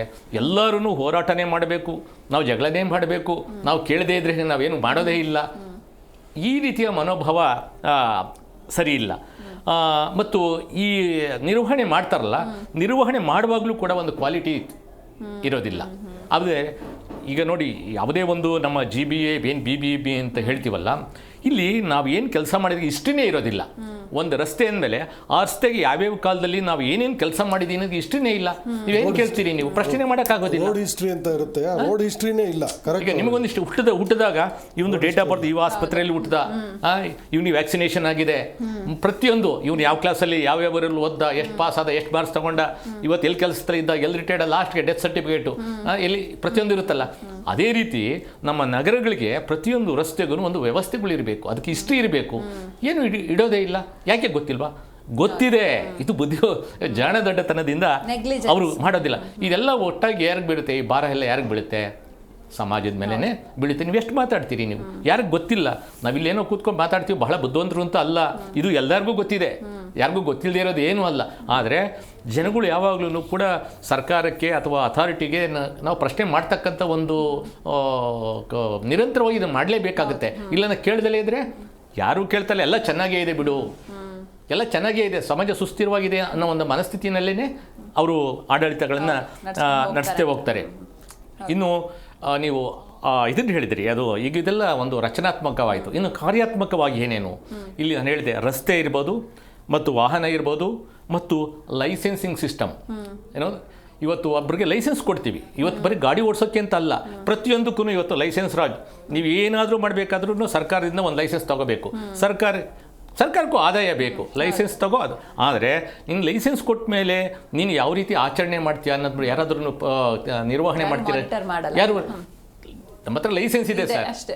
ಗೊತ್ತಾಯ್ತು. ನಾವು ಅದು ಏನಕ್ಕೆ License ಇರೋರು ಎಷ್ಟೋ ಜನ ಹೌದು, ಓಡ್ಸೋಕೆ ಬರ್ತಿರಲ್ಲ. ಇವತ್ತು ನಾವು ಒಂದು ಅಂಗಡಿ ಲೈಸೆನ್ಸ್ ಇಟ್ಕೊಡ್ತೀವಿ, ನಮ್ಮ ಅಂಗಡಿ ಸಾಮಾನೆಲ್ಲ ರಸ್ತೆಲ್ಲೇ ಇಟ್ಕೊಂಡಿರ್ತೀವಿ ಅಲ್ವಾ. ಈಗ ನಾನು ನಮ್ಮ ಬಗ್ಗೆನೇ ಮಾತಾಡ್ತೀನಿ. ನಾನು ಒಂದು ಸಾರಿಗೆ ಇಲಾಖೆಯಿಂದ ಬಂದಿರೋದ್ರಿಂದ ಲೈಸೆನ್ಸಿಂಗ್ ಸಿಸ್ಟಮ್ ಬಗ್ಗೆ, ಯಾಕೆಂದರೆ ನೀವು ಪ್ರಶ್ನೆ ಪಾಪ ನಮ್ಮ ಇವರು ಕೇಳ್ಬೋದೇನೋ, ಕೇಳೋದಕ್ಕೆ ಬದಲು ನಾನೇನೆ ಇದು, ಯಾಕೆಂದರೆ ವಾಸ್ತವಿಕತೆನ ಯಾವತ್ತೂ ನಾವು ಮರೆಮಾಚಬಾರ್ದು. ಹೇಗಿದೆಯೋ ಹಾಗೆ ಹೇಳಿದ್ರೆ ಮುಂದೆ ಅದಕ್ಕೆ ನಾವೇನಾದ್ರು ಪರಿಹಾರ ಕಂಡುಹಿಡಿಯೋದಕ್ಕೆ ಅವಕಾಶ ಆಗುತ್ತೆ. ಇವತ್ತು 1988ರಲ್ಲಿ ಮೋಟಾರು ವಾಹನ ಕಾಯ್ದೆ ಏನು ಜಾರಿಗೆ ಬಂತ, ಆ ನಿಯಮಗಳನ್ನು ಬಿಟ್ಟು ಬೇರೆ ಇನ್ಯಾವುದು ನಾವು ಇಂಪ್ಲಿಮೆಂಟ್ ಇದಿಲ್ಲ. ಏನೋ ಲೈಸೆನ್ಸಿಂಗ್ ಸಿಸ್ಟಮಲ್ಲಿ ಅವತ್ತು ಏನಿತ್ತು ಅದೇ ರೂಲ್ಸನ್ನು ಫಾಲೋ ಮಾಡಬೇಕು, ಅದೇ ಡ್ರೈವಿಂಗ್ ಸ್ಕೂಲು, ಅವ್ರಿಗೆ 10 ಅವರು ನೀವು ಡ್ರೈವಿಂಗ್ ಟ್ರೈನಿಂಗ್ ಕೊಟ್ಬಿಟ್ರೆ ಅವನು ಎಕ್ಸ್ಪರ್ಟು ಅನ್ನೋದು ಅದೇ ಸ್ಟ್ಯಾಂಡರ್ಡ್ಸ್ ಇಟ್ಟಿದ್ದೀರಿ. ಹಾಗನ್ಬಿಟ್ಟು ಎಲ್ಲರೂ ಹೇಗೆ ಬೈತಾರೆ, RTO ಹೋದ್ರು ಸರಿಯಾಗಿ ಲೈಸೆನ್ಸ್ ಕೊಡಲ್ಲ, ದುಡ್ಡು ಕೊಟ್ಟರೆ ಲೈಸೆನ್ಸ್ ಕೊಟ್ಬಿಡ್ತಾರೆ. ಆಯಿತು, ದುಡ್ಡು ಕೊಡ್ತೀನಿ, ಜೀವ ಕಳ್ಕೊಳ್ತೀರಾ? ಇಲ್ಲ ಅಲ್ವಾ. ಅಲ್ಲ, ದುಡ್ಡು ಕೊಟ್ಟು ಲೈಸೆನ್ಸ್ ತೊಗೊಂಡು ಯಾರಾದರೂ ಜೀವ ಕಳ್ಕೋಬೇಕು ಅಂತ ಇಷ್ಟಪಡ್ತಾರೆ. ಒಂದು ಬೆಂಚ್ ಲೈಸೆನ್ಸ್ ಕೊಡ್ತಾರೆ, ಏನಕ್ಕೆ ಕೊಡ್ತಾರೆ, ನೀವು ಈ ಯಂತ್ರವನ್ನು, ಈ ವಾಹನವನ್ನು ಹ್ಯಾಂಡ್ಲ್ ಮಾಡ್ತೀರಾ ಅಂತ ಹೇಳ್ಬೋದೇ ಹೊರತು ನಿಮ್ಮನ್ನು ನಾವು ಲೈಸೆನ್ಸ್ ಕೊಟ್ಟರೆ ನೀವು ಬದುಕ್ತೀರಿ ಇಲ್ಲ. ಅದಕ್ಕೆ ಪೂರಕವಾಗಿ ನೀವು ತಪ್ಪು ಮಾಡಿದಾಗ ನಿಮಗೆ ದಂಡ ಹಾಕ್ಬೋದು, ನಿಮ್ಮ ಲೈಸೆನ್ಸ್ನ ರದ್ದುಗೊಳಿಸ್ಬೋದು, ಸಸ್ಪೆಂಡ್ ಮಾಡ್ಬೋದು. ಇವೆಲ್ಲ ಕಾನೂನಲ್ಲಿ ಅವಕಾಶ ಇದೆ. ಅದೇ ಆದರೆ ಒಂದು ಪೂರ್ಣ ಪ್ರಮಾಣದ ಒಂದು ವ್ಯವಸ್ಥೆಗಳು ಇಲ್ಲ. ಈಗ ನಾವು ಒಬ್ಬ ಡ್ರೈವರು ಎಲ್ಲ ಥರ ಖಾಸಗಿ ವಾಹನ ಇರ್ಬೋದು, ಸಾರ್ವಜನಿಕ ಸಾಗಾಣಿಕೆ ವಾಹನದಿರ್ಬೋದು, ಎಕ್ಸ್ಪರ್ಟ್ ಆಗಬೇಕಾದ್ರೆ ಅಷ್ಟು ಸುಲಭ ಅಲ್ಲ. ಆದರೆ ಅವ್ರಿಗೆ ತರಬೇತಿ ಎಲ್ಲಿ ಕೊಡ್ತಾ ಇದ್ದೀವಿ, ಅವ್ರಿಗೆ ಟೆಸ್ಟ್ ಹೇಗೆ ಮಾಡ್ತಾ ಇದ್ದೀವಿ. ನಮಗೆ ಸುಲಭವಾಗಿ ಲೈಸೆನ್ಸ್ ಸಿಗಬೇಕು, ಸುಲಭವಾಗಿ ಟೆಸ್ಟ್ ಆಗಬೇಕು. ಇವತ್ತು ನಿಮಗೆ ಲರ್ನಿಂಗ್ ಲೈಸೆನ್ಸ್ ಕೊಡಬೇಕಾದ್ರೆ ಇವತ್ತು ಯಾವುದೋ RTO ಆಫೀಸ್ಗೆ ಬರೋಂಗಿಲ್ಲ, ನೀವೇ ಆನ್ಲೈನಲ್ಲಿ ನೀವೇ ಟೆಸ್ಟ್ ಮಾಡ್ಕೊಳ್ತೀರಾ. ಈಗ ಯಾರನ್ನು ಬೈತೀರಿ ನೀವು? ಈಗ ಆನ್ಲೈನಲ್ಲಿ ನೀವು ಟೆಸ್ಟ್ ತಗೊಳ್ಳೋದು, ಈಗ ಯಾರನ್ನು ಬೈತೀರಿ ಹೇಳಿ? ಅದು ಕೂಡ RTO ಅಂತಲೇ ಬೈತಾರೆ ಜನ. ಬೇಕಾದ್ರೆ ಕೇಳಿ ನೋಡಿ ಬೇಕಾದ್ರೆ. ಆಮೇಲೆ ನಾನು ಇನ್ನೊಂದು ಏನಂದರೆ, ನಾನು ಒಂದು ಸ್ವಲ್ಪ ಡೇಟಾ ನೋಡ್ತಾ ಇದ್ದೆ. Prime 3 to 4 reasons again public safety culture ನಮ್ಗೆ ಯಾಕಿಲ್ಲ ಅನ್ನೋದಕ್ಕೆ, ಈ ಮೊಬೈಲ್ ಫೋನ್ ಬಳಕೆ, ಸೀಟ್ ಬೆಲ್ಟ್ ಹಾಕದೇ ಇರೋದು, ಆಮೇಲೆ ಹೆಲ್ಮೆಟ್ ಆಗದೆ ಇರೋದು, ಇವೆಲ್ಲ major reasons for the road safety fatal accidents. ಅಂದರೆ ಆಕ್ಸಿಡೆಂಟ್ ಆದ್ರೂ ಬದುಕಿ ಉಳಿಬೇಕಾಗಿರೋ ಚಾನ್ಸಸ್ ಕಡಿಮೆ. ಯಾವಾಗ ಸೀಟ್ ಬೆಲ್ಟ್ ಹಾಕದಿರುವಾಗ, ಹೆಲ್ಮೆಟ್ ಆಗದಿರುವಾಗ, ಮೊಬೈಲ್ ಫೋನ್ ಯೂಸ್ ಬಳಕೆ ಮಾಡ್ತಾ ಇದ್ದಾಗ, ಇದೆಲ್ಲ ಇಂಪಾರ್ಟೆಂಟ್ ಇದೆ. ನಾನು ಇಲ್ಲೊಂದು ಡೇಟಾ ನೋಡ್ತಾ ಇದ್ದೀನಿ. ಮೊಬೈಲ್ ಫೋನ್ ಯೂಸೇಜು ಕಳೆದ 10 ತಿಂಗಳಲ್ಲಿ ಬೆಂಗಳೂರು ಅಲೋನು ಸುಮಾರು 40,000 ಕೇಸ್ ವಯಲೇಷನ್ಸ್ ಇದೆ. ಅದೆಲ್ಲ ಬುಕ್ ಮಾಡಿ ಫೈನ್ ಮಾಡಿದ್ದಾರೆ ಅಂತ ಹೇಳಲಿಕ್ಕಾಗಲ್ಲ. ಅಂದರೆ ಎಷ್ಟು ಜನ ವಯಲೇಟ್ ಮಾಡ್ತಾ ಇದ್ದಾರೆ, ಮೊಬೈಲ್ ಫೋನ್ ಬಳಕೆ ಮಾಡೋದು, ಇದೆಲ್ಲ ರೆಕಾರ್ಡ್ ಇದೆ. 40,000 ಇದೆ ವಯಲೇಷನ್ಸ್ ಅಂತ ಹಾಕಿದ್ದಾರೆ. 40,000 violations of mobile phone. Seat belt ಸುಮಾರು 1,80,000 ಸೀಟ್ ಬೆಲ್ಟ್ ವಯಲೇಷನ್ ಕೇಸಸ್ ಇದೆ ಇದರಲ್ಲಿ. And millions of helmet not wearing in Bengaluru alone. Millions ಅಂದರೆ 10 ಲಕ್ಷಕ್ಕಿಂತ ಜಾಸ್ತಿ ಇರೋ ಕೇಸಸ್ ಇದೆ. ಅಂದರೆ ಪಬ್ಲಿಕ್ ಸೇಫ್ಟಿ ಕಲ್ಚರ್ ಬಗ್ಗೆ ಮಾತಾಡುವಾಗ ನಾವು ಎಷ್ಟು ಸರಿಯಾಗಿದ್ದೀವಿ. ಒಂದು ರೋಡ್ ಡೊಂಕು ಅದೇನೋ ಹೇಳ್ತಾರಲ್ಲ, ಅದು ಹೌದು, ಆ ಥರ. ಅಂದರೆ ರೋಡ್ ಸರಿ ಇಲ್ಲ, ಅದು ಒಪ್ಕೊಳ್ಳೋಣ. ರೋಡ್ ಸರಿ ಇಲ್ಲ, ಡಿವೈಡ್ರು, ಕನ್ಸ್ಟ್ರಕ್ಷನ್ನು, ಡ್ರೈನ್ ಓಪನ್ ಬಿಟ್ಟಿದ್ದಾರೆ, ಪೆಡೆಸ್ಟ್ರಿಯನ್ ಕ್ರಾಸಿಂಗ್ಸ್. ಫಾರ್ ಎಕ್ಸಾಂಪಲ್ ಅವ್ರು ಹೇಳ್ದಂಗೆ Banashankari 3rd stage sterling terrace ಅಂತ ಒಂದು ಅಪಾರ್ಟ್ಮೆಂಟ್ ಇದೆ. ಸುಮಾರು 8 ರಿಂದ 10 ವರ್ಷದಿಂದ ಆ ಪೆಡೆಸ್ಟ್ರಿಯನ್ನೇ ಇಲ್ಲ, ಇದೇ ಇಲ್ಲ, ಯಾವುದು ಫುಟ್ಪಾತೇ ಇಲ್ಲ ಅಲ್ಲಿ. ಫುಟ್ಪಾತ್ ಮೇಲೆ ಹತ್ತಿಸ್ಕೊಂಡು ರಿಂಗ್ ರೋಡ್, ಅದು 100 feet ring road, service road ಅಂತೂ ಇಲ್ಲವೇ ಇಲ್ಲ. Sterling terrace opposite 3rd stage Banashankari, ಅದ್ರ ಮೇಲೆ ಹತ್ತಿಸ್ಕೊಂಡು ದಿನ ಓಡಾಡ್ತಾರೆ. ದಿನ 2 ವೀಲರು 3 ವೀಲರ್ ಎಲ್ಲ ನಡೆಯುತ್ತದಲ್ಲಿ. ಏನು ಮೊದಲು ರೀಸನ್ ಕೊಟ್ಟರು, ಇದು ರೋಡ್ನ ಡಬಲ್ ಡೆಕ್ಕರ್ ಮಾಡ್ತೀವಿ, ಅಗಲ ಮಾಡ್ತೀವಿ, ಅದು ಇದು ಅಂತ ಇರೋ. ಇವತ್ತು ಮೆಟ್ರೋ ಬರ್ತಾ ಇದೆ ಅಂತ ಒಂದು ಕಾರಣ ಕೊಟ್ಟಿದ್ದಾರೆ. ಸುಮಾರು 8 ರಿಂದ 10 ವರ್ಷದಿಂದ ಆ ರೋಡ್ ಸರಿ ಹೋಗಿಲ್ಲ. ಎಂತೆಂಥ ರೆಪ್ರೆಸೆಂಟೇಷನ್ ಕೊಟ್ಟರು ಲೋಕಲ್ RWS, ಅದು ಕ್ಯಾನ್ಸಲ್ ಇಲ್ಲ. ಅಂದರೆ ಸರ್ಕಾರದ ಹೊಣೆ ಒಂದು ಕಡೆ, ಇಲ್ಲಿ ನಾವು ಸರ್ಕಾರ ಇದು ಫುಟ್ಪಾತ್ ಮಾಡಿಲ್ಲ ಅಂದ್ಬಿಟ್ಟು ಹತ್ತಿಸ್ಕೊಂಡು ಹೋಗ್ತೀವಲ್ಲ, ಅದು ನಮ್ಮ ತಪ್ಪು. Public safety culture and failure of government to provide the right road infrastructure are together. ಇದು ಇನ್ನೂ ಒಂದೇ ಒಂದು, ನಾನು ಹೇಳ್ದಂಗೆ 2021 30% ಆಫ್ ಫೇಟಲ್ ಡೆತ್ಸ್ ಇದು ಪೆಡೆಸ್ಟ್ರಿಯನ್ಸ್. ಸುಮಾರು 200 ರಿಂದ 250 ಪೆಡೆಸ್ಟ್ರಿಯನ್ಸ್ ಹತ್ತಿದ್ದಾರೆ ಬೆಂಗಳೂರಿನಲ್ಲಿ ಕಳೆದ 1 ವರ್ಷದಲ್ಲಿ. ಪಾಟ್ ಹೋಲ್ಸ್ ಡೆತ್ತು ಇಡೀ ಕರ್ನಾಟಕದಲ್ಲಿ ಸುಮಾರು 100 ಡೆತ್ ಆಗಿದೆ. ಪಾಟ್ ಹೋಲ್ಸಿಂದ ಆಗಿರುವಂಥದ್ದು 24 ಡೆತ್ ಬರೀ ಬೆಂಗಳೂರಿನಲ್ಲೇ ಆಗಿದೆ, ಪಾಟ್ ಹೋಲ್ಸ್ ಕಾರಣ. ಸೊ ಸರ್ಕಾರದ್ದು ಹೊಣೆ ಇದೆ, ಸರ್ಕಾರದ್ದು ಭಾಳ ಹೊಣೆ ಇದೆ ರೋಡ್ ಸರಿ ಇಲ್ಲದೆ ಇರೋದು. ಅಂದರೆ ನಾನು ಹೇಳ್ತಾ ಇರೋದು, ಈ ಡೇಟಾಗಳು ಕೊಡ್ತಾ ಇಲ್ಲ ಇವರು. ಎಷ್ಟು ಜನ ಸತ್ರು ಮೊಬೈಲ್ ಫೋನ್ ಇಲ್ಲದೆ, ಮೊಬೈಲ್ ಫೋನ್ ಯೂಸ್ ಮಾಡಿ, ಸೀಟ್ ಬೆಲ್ಟ್ ಇಲ್ಲದೆ, ಇದರ ಅನಾಲಿಸಿಸ್ಸು ಇದಿಲ್ಲ. ವಯಲೇಷನ್ಸ್ ಇದೆ, ಇದು ಕಾರಣವಾಗಿ ಎಷ್ಟು ಜನ ಸತ್ರು ಅನ್ನೋದ್ರ ಡೇಟಾ ಕೊಡ್ತಾ ಇಲ್ಲ, ಯಾಕಂದ್ರೆ ಸರ್ಕಾರ ಅದು ಕೊಟ್ಟರೆ ಅವರು ಹೊಣೆ ಆಗ್ತಾರೆ. ಇದೊಂದಕ್ಕೋಸ್ಕರ ಇದು ಈ ಬಗ್ಗೆ ಮಾತಾಡೋಣ. ಎಸ್ ಅನಿಲ್ ಸರ್, ನಾನು ಆಗಲೇ ಹೇಳ್ತಾ ಇದ್ದೆ ಈ ಸ್ಕೈ ವಾಕ್ಗಳ ಬಗ್ಗೆ. ಈ ಸ್ಕೈ ವಾಕ್ಗಳು ಎಷ್ಟು ಇಂಪಾರ್ಟೆಂಟ್ ಅಂತ ನಿಮ್ಮ ಪ್ರಕಾರ? ಮೇಡಮ್, ಸ್ಕೈ ವಾಕ್ ತುಂಬ ಇಂಪಾರ್ಟೆಂಟು. ಯಾರಿಗೆ ಅಂದರೆ ಇಂಪ್ಲಿಮೆಂಟ್ ಮಾಡಿದವರಿಗೆ, ಆ್ಯಡ್ ಏಜೆನ್ಸಿಗಳಿಗೆ, ಮತ್ತು ಜನಪ್ರತಿನಿಧಿಗಳಿಗೆ, ಆ ವರ್ಕ್ ಮಾಡಿದವನಿಗೆ, ಇಷ್ಟು ಜನಕ್ಕೆ ಮಾತ್ರ. ಪಬ್ಲಿಕ್ಕಿಗೆ ಅಲ್ಲಿ ಯೂಸ್ ಮಾಡೋಕ್ಕೆ ಸಾಧ್ಯನೇ ಇಲ್ಲ. ನೀವು ಅಲ್ಲಿ ಹೋದರೆ ಒಳಗಡೆಗೆ ಒಂದ್ಸರಿ ಹೋಗ್ಬೇಕು. ಮೆಜೆಸ್ಟಿಕ್ ಸ್ಕೈ ವಾಕಲ್ಲೆಲ್ಲ ಓಡಾಡಿದರೆ ಎಷ್ಟು ಹ್ಯಾರಾಸ್ಮೆಂಟ್ ಆಗ್ತದೆ, ಎಷ್ಟು ಇರಿಟೇಟ್ ಆಗ್ತದೆ ಅಂದರೆ ಅದು ನಾವು ನಮ್ಮ ಬಗ್ಗೆನೇ ಅಸಹ್ಯ ಮಾಡ್ಕೋಬೇಕು, ಆ ಥರ ಆಗುತ್ತೆ. ಅಲ್ಲಿ ಒಳಗಡೆ ಮೇಂಟೈನೇ ಇರಲ್ಲ, ಕಸ ಗುಡಿಸಿರಲ್ಲ. ಅವ್ನಿಗೇನಾದರೂ ಹೇಳೋಕ್ಕೆ ಹೋದರೆ ಅವನು ಯಾರು ಆ ಸ್ಕೈ ವಾಕ್ ಇಂಪ್ಲಿಮೆಂಟ್ ಮಾಡಿದ್ದಾನೆ, ಇನ್ಸ್ಟಾಲ್ ಮಾಡಿದ್ದಾನೆ, ಅವನ್ನೇನಾದ್ರು ಕೇಳೋಕ್ಕೆ ಹೋದರೆ ಅಲ್ಲೊಂದು ನಂಬರ್ ಹಾಕಿರ್ತಾರೆ, ತುರ್ತು ಕರೆ ಇದ್ದರೆ ಏನಾದ್ರು ಸಂಪರ್ಕಿಸಿ ಅಂತೇಳಿ. ಅದು ರೆಸ್ಪಾನ್ಸ್ ಮಾಡಲ್ಲ. ಬೇಕಾದ್ರೆ ಪ್ರಯತ್ನ ನೀವು ಟ್ರಯಲ್ ನೋಡ್ಬೋದು. ಜನರಿಗೆ ಒಂದು ನಡೆಯೋ ಹ್ಯಾಬಿಟ್ ಹೋಗ್ಬಿಟ್ಟಿದೆ, ಸೈಕ್ಲಿಂಗ್ ಹ್ಯಾಬಿಟ್ ಹೋಗ್ಬಿಟ್ಟಿದೆ, ಸೇಫ್ಟಿ ಕಲ್ಚರ್ ಹೊರಟೋಗಿದೆ. ಅವ್ರು ಹೇಳ್ದಂಗೆ ಕರೆಕ್ಟಾಗಿ ಹೇಳಿದ್ದಾರೆ, ಸೇಫ್ಟಿ ಕಲ್ಚರ್ ಇಲ್ಲ.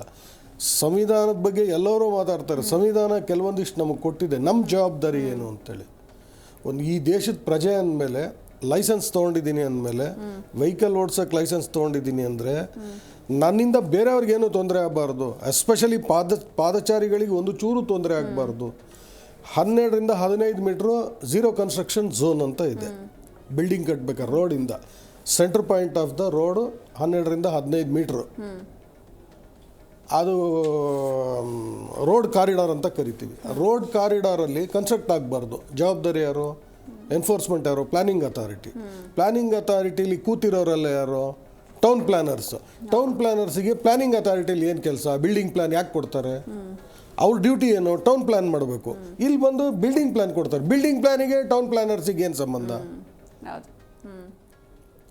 ರೋಡ್ ಇಂಜಿನಿಯರಿಂಗೇ ಇಲ್ಲ. ಟೆಕ್ನಿಕಲಿ ತುಂಬ ಏನಂದ್ರೆ ನಾನು ಹೇಳಿದ್ನಲ್ಲ, ಬಣ್ಣದ ಮಾತು ಮಾತ್ರ ಏನು ಚೆಂದ ಮಾತಾಡ್ತಾರೆ ಅಂದರೆ ಟಿ ವಿಲಿ ನೋಡಬೇಕು, ಪೇಪರಲ್ಲಿ ನೋಡ್ಬೇಕು ನಾವು ಅಷ್ಟೇ. ಏನು ನಾಳೆ ಬೆಳಗ್ಗೆ ಇನ್ನೇನೋ ಆಗೋಯ್ತು ಅಂತ ಮಾತಷ್ಟೇ, ಬರೀ ಮಾತು. ನಮ್ಮವರು ಮರ್ತು ಬಿಡ್ತಾರೆ. ಇವತ್ತು ಸತ್ತೋದ, ಅವ್ರ ಮನೆಗೆ ಲಾಸು.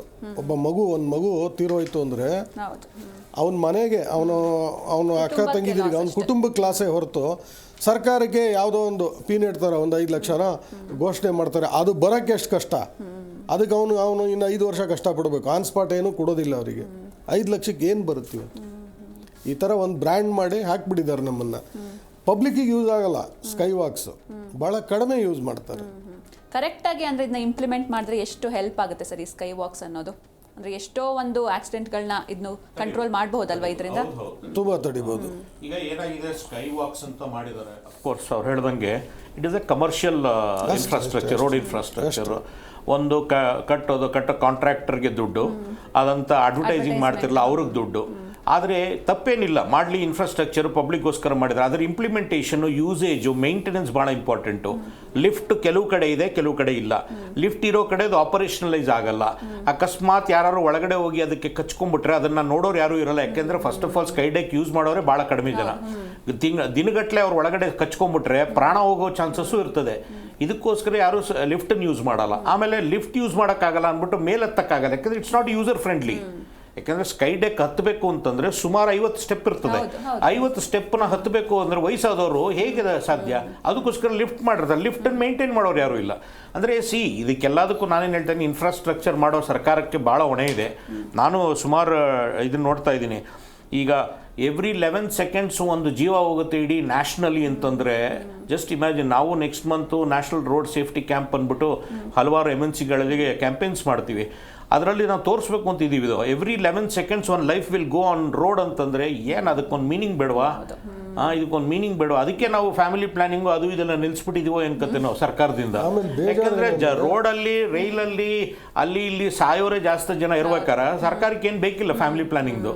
ಸೊ ಅದಕ್ಕೆ ಅನಿಸುತ್ತೆ ಇಷ್ಟು ನಾವು ಒಂಥರ ಉದಾಸೀನ ಒಂದು ಜೀವದ ಬಗ್ಗೆ ನಮ್ಮ ದೇಶದಲ್ಲಿ ಈ ಥರ ರೋಡಲ್ಲಿ ಪೆಡೆಸ್ಟ್ರಿಯನ್ ಸಾಯುವಂಥದ್ದು, ಬೆಳಗ್ಗೆ ಹೋದರೆ ವಾಪಸ್ ಮನೆಗೆ ಬರ್ತಾನೆ ಇಲ್ಲ ಅನ್ನೋದೇ ಗ್ಯಾರಂಟಿ ಇರೋಲ್ಲ.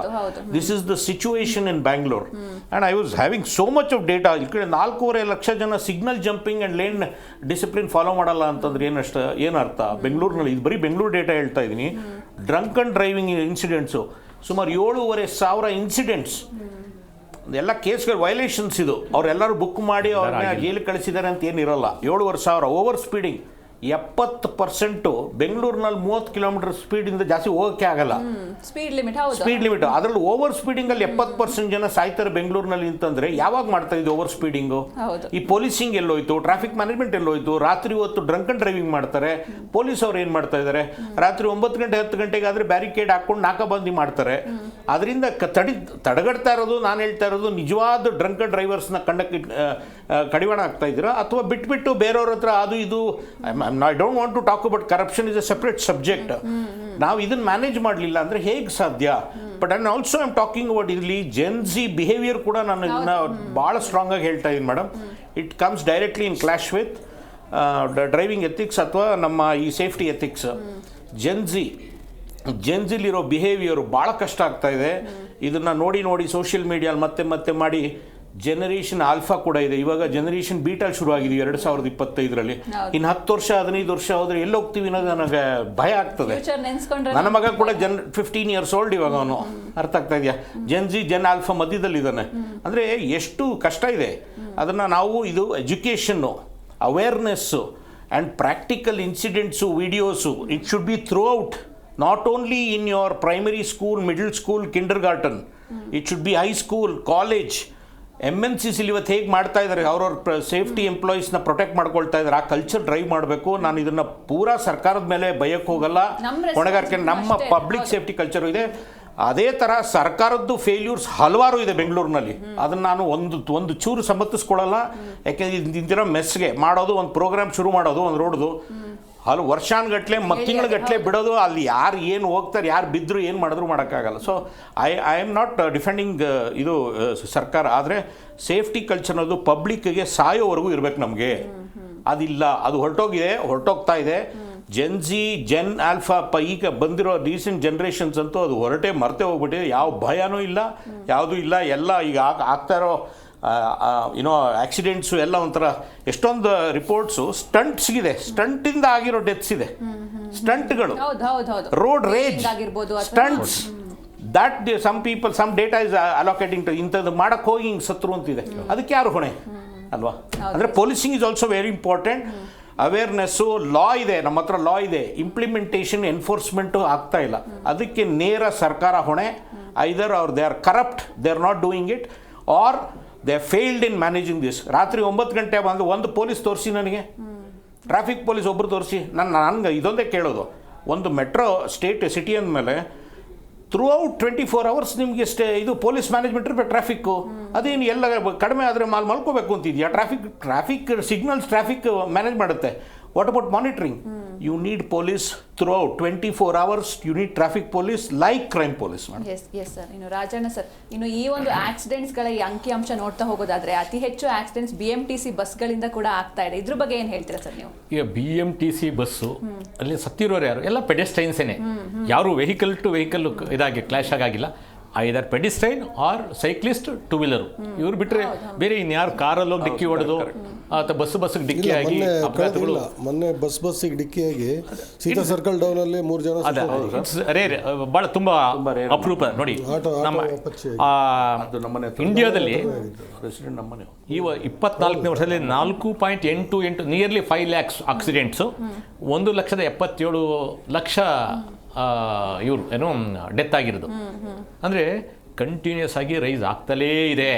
ಜೊತೆಗೆ ಬೆಂಗಳೂರಲ್ಲಿ ಹೆಂಗಂದ್ರೆ ಸರ್, ಜಾಸ್ತಿ ಸ್ಪೀಡ್ ಆಗು ಯಾರು ಬರ್ತಿರಲ್ಲ, ಎಲ್ಲ ಸ್ಲೋ ಮೂವಿಂಗ್. ಇಲ್ಲ, ನೀವು ವೆಹಿಕಲ್ ಡೆನ್ಸಿಟಿ ಜಾಸ್ತಿ ಆದಷ್ಟು ನಿಮಗೆ ಡೆತ್ ಆಗೋದಿಲ್ಲ. ಎಲ್ಲ 270 ಎಲ್ಲ ಸುಮ್ಮನೆ ಸಣ್ಣ ಪುಟ್ಟ ಒಂದು ಅಪಘಾತಗಳಿಗೆ ಹೊರತು ಇಂಜುರೀಸ್ ಆಗೋದಿಲ್ಲ.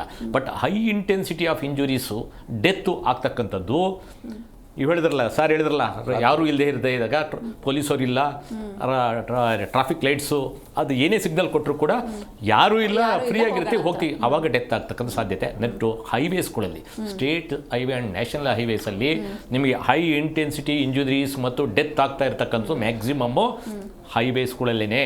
ಅದು ಯಾವಾಗ ನೈಟ್ಸು ಜಾಸ್ತಿ ಆಗುತ್ತೆ, ನೈಟ್ಸ್ ಜಾಸ್ತಿ ಆಗುತ್ತೆ. ಎಲ್ಲ ಸ್ಟ್ಯಾಟಿಸ್ಟಿಕ್ಸು ನಮ್ಮ ಮಿನಿಸ್ಟ್ರಿ ಆಫ್ ರೋಡ್ ಟ್ರಾನ್ಸ್ಪೋರ್ಟಲ್ಲೆಲ್ಲ ಮಾಹಿತಿ ಇದೆ.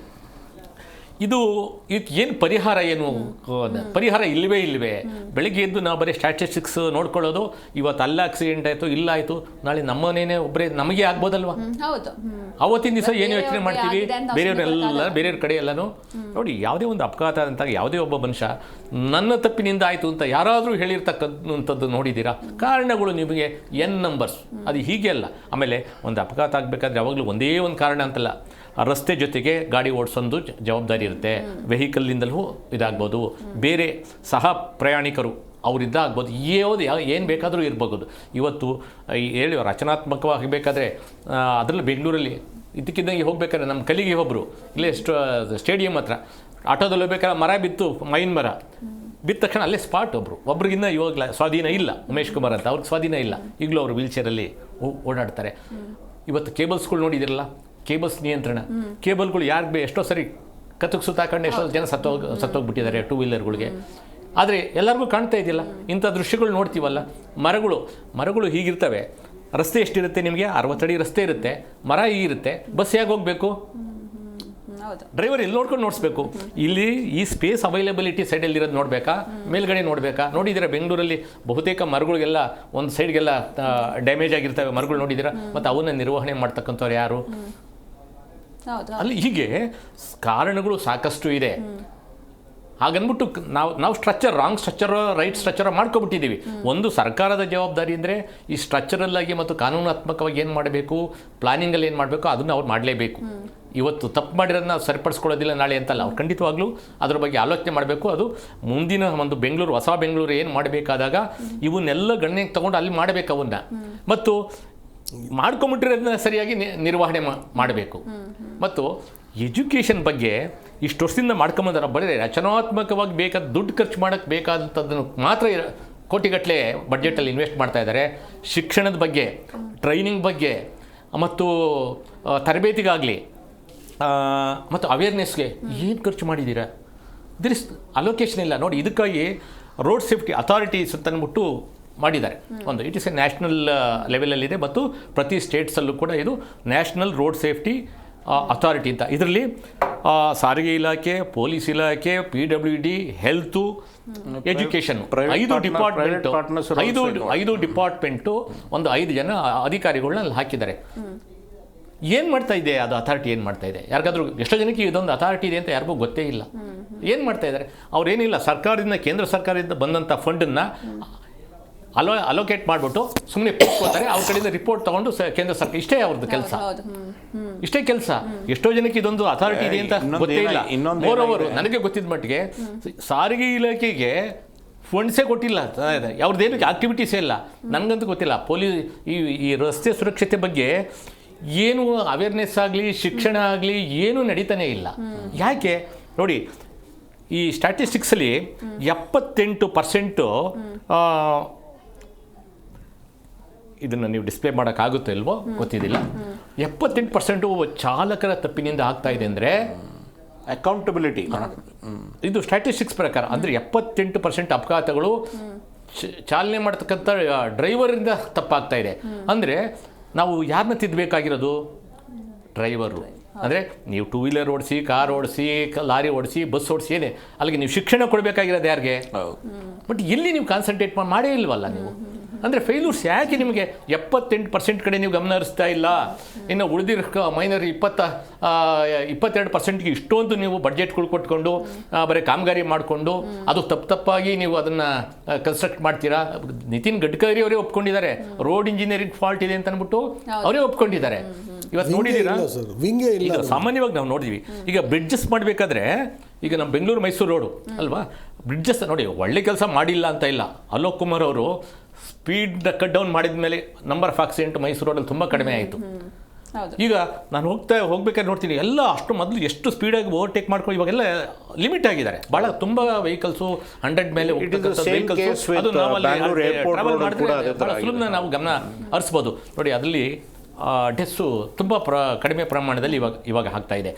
ಅಂಡರ್ ಪಾಸ್ಗಳು ಹೋಗಬೇಕಾದ್ರೆ ನಿಮಗೆ ರಸ್ತೆಗಳು ಹೇಗಿರಬೇಕು, ನಿಮಗೆ ಹೋದ ತಕ್ಷಣ ನಿಮಗೆ ಇನ್ನು ಅಡ್ವಾನ್ಸ್ ಆಗಿ ವೆಹಿಕಲ್ಸು ಸೈಡಿಂದ ಬರ್ತಕ್ಕಂಥ ಅಂದರೆ ಬ್ರಿಡ್ಜಸ್ಗಳು ಮಾಡಬೇಕಾದ್ರೆ ನಿಮಗೆ ಕರ್ವೇಚರ್ ಕೊಡಬೇಕು. ಎಡ್ಜಲ್ಲಿ ಸ್ಟ್ರೈಟ್ ಕೊಟ್ಟಿದ್ದೀರಾ ಹೀಗಿರುತ್ತೆ. ನಿಮಗೆ ವೆಹಿಕಲ್ ಇಲ್ಲಿ ಬಂದು ಟಚ್ ಆಗೋವರೆಗೂ ನೀವು ಅಂದರೆ ಫಿಸಿಕಲ್ ನೀವು ಟಚ್ ಆಗೋವರೆಗೂ ನಿಮಗೆ ವಿಷನ್ ಕಾಣೋದೇ ಇಲ್ಲ. ಫಸ್ಟ್ ಲೈಟಿಂಗ್ ಸಾಕಾಗ್ತಾ ಇಲ್ಲ. ಲೈಟಿಂಗು ಒಳಗಡೆ ಎಂಟರ್ ಆದ ತಕ್ಷಣ ಕಗ್ಗತ್ತಲು, ಅದು ಲೈಟಿಂಗ್ ಕಾಣಿಸ್ತಾ ಇಲ್ಲ. ಇನ್ನೊಂದೇನಂತಂದ್ರೆ ಇದು ನಾನು ಹೇಳಿದ್ನಲ್ಲ, ಈಗ ಅಕೌಂಟಬಿಲಿಟಿ ಅನ್ನೋದೊಂದಿಲ್ಲ. ಈಗ BMTC ಡ್ರೈವರ್ ಒಂದು ಆಕ್ಸಿಡೆಂಟ್ ಮಾಡಿ ಯಾರೋ ಸತ್ರೆ BMTC ಕೇಸೇ ಇಲ್ಲ. 10 ಲಕ್ಷನೋ ಎಷ್ಟೋ ಫಿಕ್ಸ್, ಕರೆಕ್ಟ್ ಸರ್ ಇದು ನಾನು ಹೇಳ್ತಾ ಇರೋದು ಕರೆಕ್ಟ್ ಮಾಡಿ, ಕರೆಕ್ಷನ್ ಹೇಳಿ.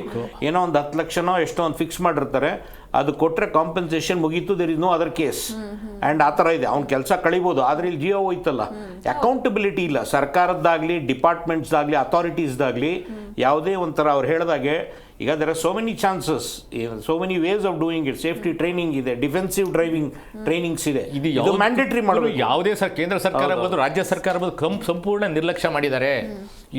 ಆಮೇಲೆ ಈಗ ದುಬೈಲೆಲ್ಲ ನೋಡಿ ಸುಮಾರು ಸಿಸ್ಟಮ್ಸ್ ಇದೆ, ಸೇಫ್ಟಿ ಫೆಟಿಗ್ ಟೆಸ್ಟ್. ಈಗ ಫಾರ್ ಎಕ್ಸಾಂಪಲ್ ಪ್ರತಿಯೊಂದು ಟ್ಯಾಕ್ಸಿ ಡ್ರೈವರು ದುಬೈನ ಸಿಟಿ ಒಳಗಡೆ ಪ್ರತಿಯೊಂದಕ್ಕೂ ವಿಡಿಯೋ ಕ್ಯಾಮ್ರಾ ಫಿಕ್ಸ್ ಮಾಡಿದ್ದಾರೆ, ಪ್ರತಿಯೊಂದಕ್ಕೂ ಫೆಟಿಗ್ ಸಿಸ್ಟಮ್. ಅವ್ನು ಕಣ್ಣು ಮುಚ್ಚಿ ಅವ್ನು ನಿದ್ದೆ ಮಾಡ್ತಾ ಇದ್ದಾನೆ, ಯಾನ್ ಮಾಡ್ತಾ ಇದ್ದಾನೆ ಅಂತಂದ್ರೆ ಇಮಿಡಿಯೇಟಾಗಿ it will report and they will ask him to spark the ಗಾಡಿ, ದೇ ವಿಲ್ ನಾಟ್ ಅಲೌ. ಈ ಥರ ಸಿಸ್ಟಮ್ ನಾವು ಯಾವಾಗ ತರೋದು? ಇಷ್ಟು ಹಲವಾರು ಊಬರು ಓಲಾ ಎಲ್ಲ ಮಾಡಿದ್ದೀವಿ. What about the system, what about the technology adoption? ಅದು ಯಾವುದು ಮಾಡಿಲ್ಲ ನಾವು. ಅಂದರೆ ಫೆಟಿಗ್ ಇವ್ಯಾಲ್ಯೂಯೇಷನು, ಆಮೇಲೆ ಇನ್ನೊಂದು ಡಿಫೆನ್ಸಿವ್ ಡ್ರೈವಿಂಗ್ ಮ್ಯಾಂಡೇಟ್ರಿ ಮಾಡೋದು ಪ್ರತಿಯೊಬ್ಬ ಡ್ರೈವಿಂಗ್ ಲೈಸೆನ್ಸ್ ಕೊಡೋಕ್ಕೆ ಮುಂಚೆ. ಇನ್ನೊಂದು ಸೀಟ್ ಬೆಲ್ಟ್ ಕನ್ವಿನ್ಸರ್ ಅಂತ ಒಂದಿದೆ. ನೀವು ಸೀಟ್ ಬೆಲ್ಟ್ ಹಾಕದೆ ಹೋದರೆ ಯಾವ ಥರ ಇಂಪ್ಯಾಕ್ಟ್ ಆಗುತ್ತೋ ಅಂತ ಅದಕ್ಕೆ ಒಂದು ಸಿಸ್ಟಮ್ಸ್ ಇದೆ.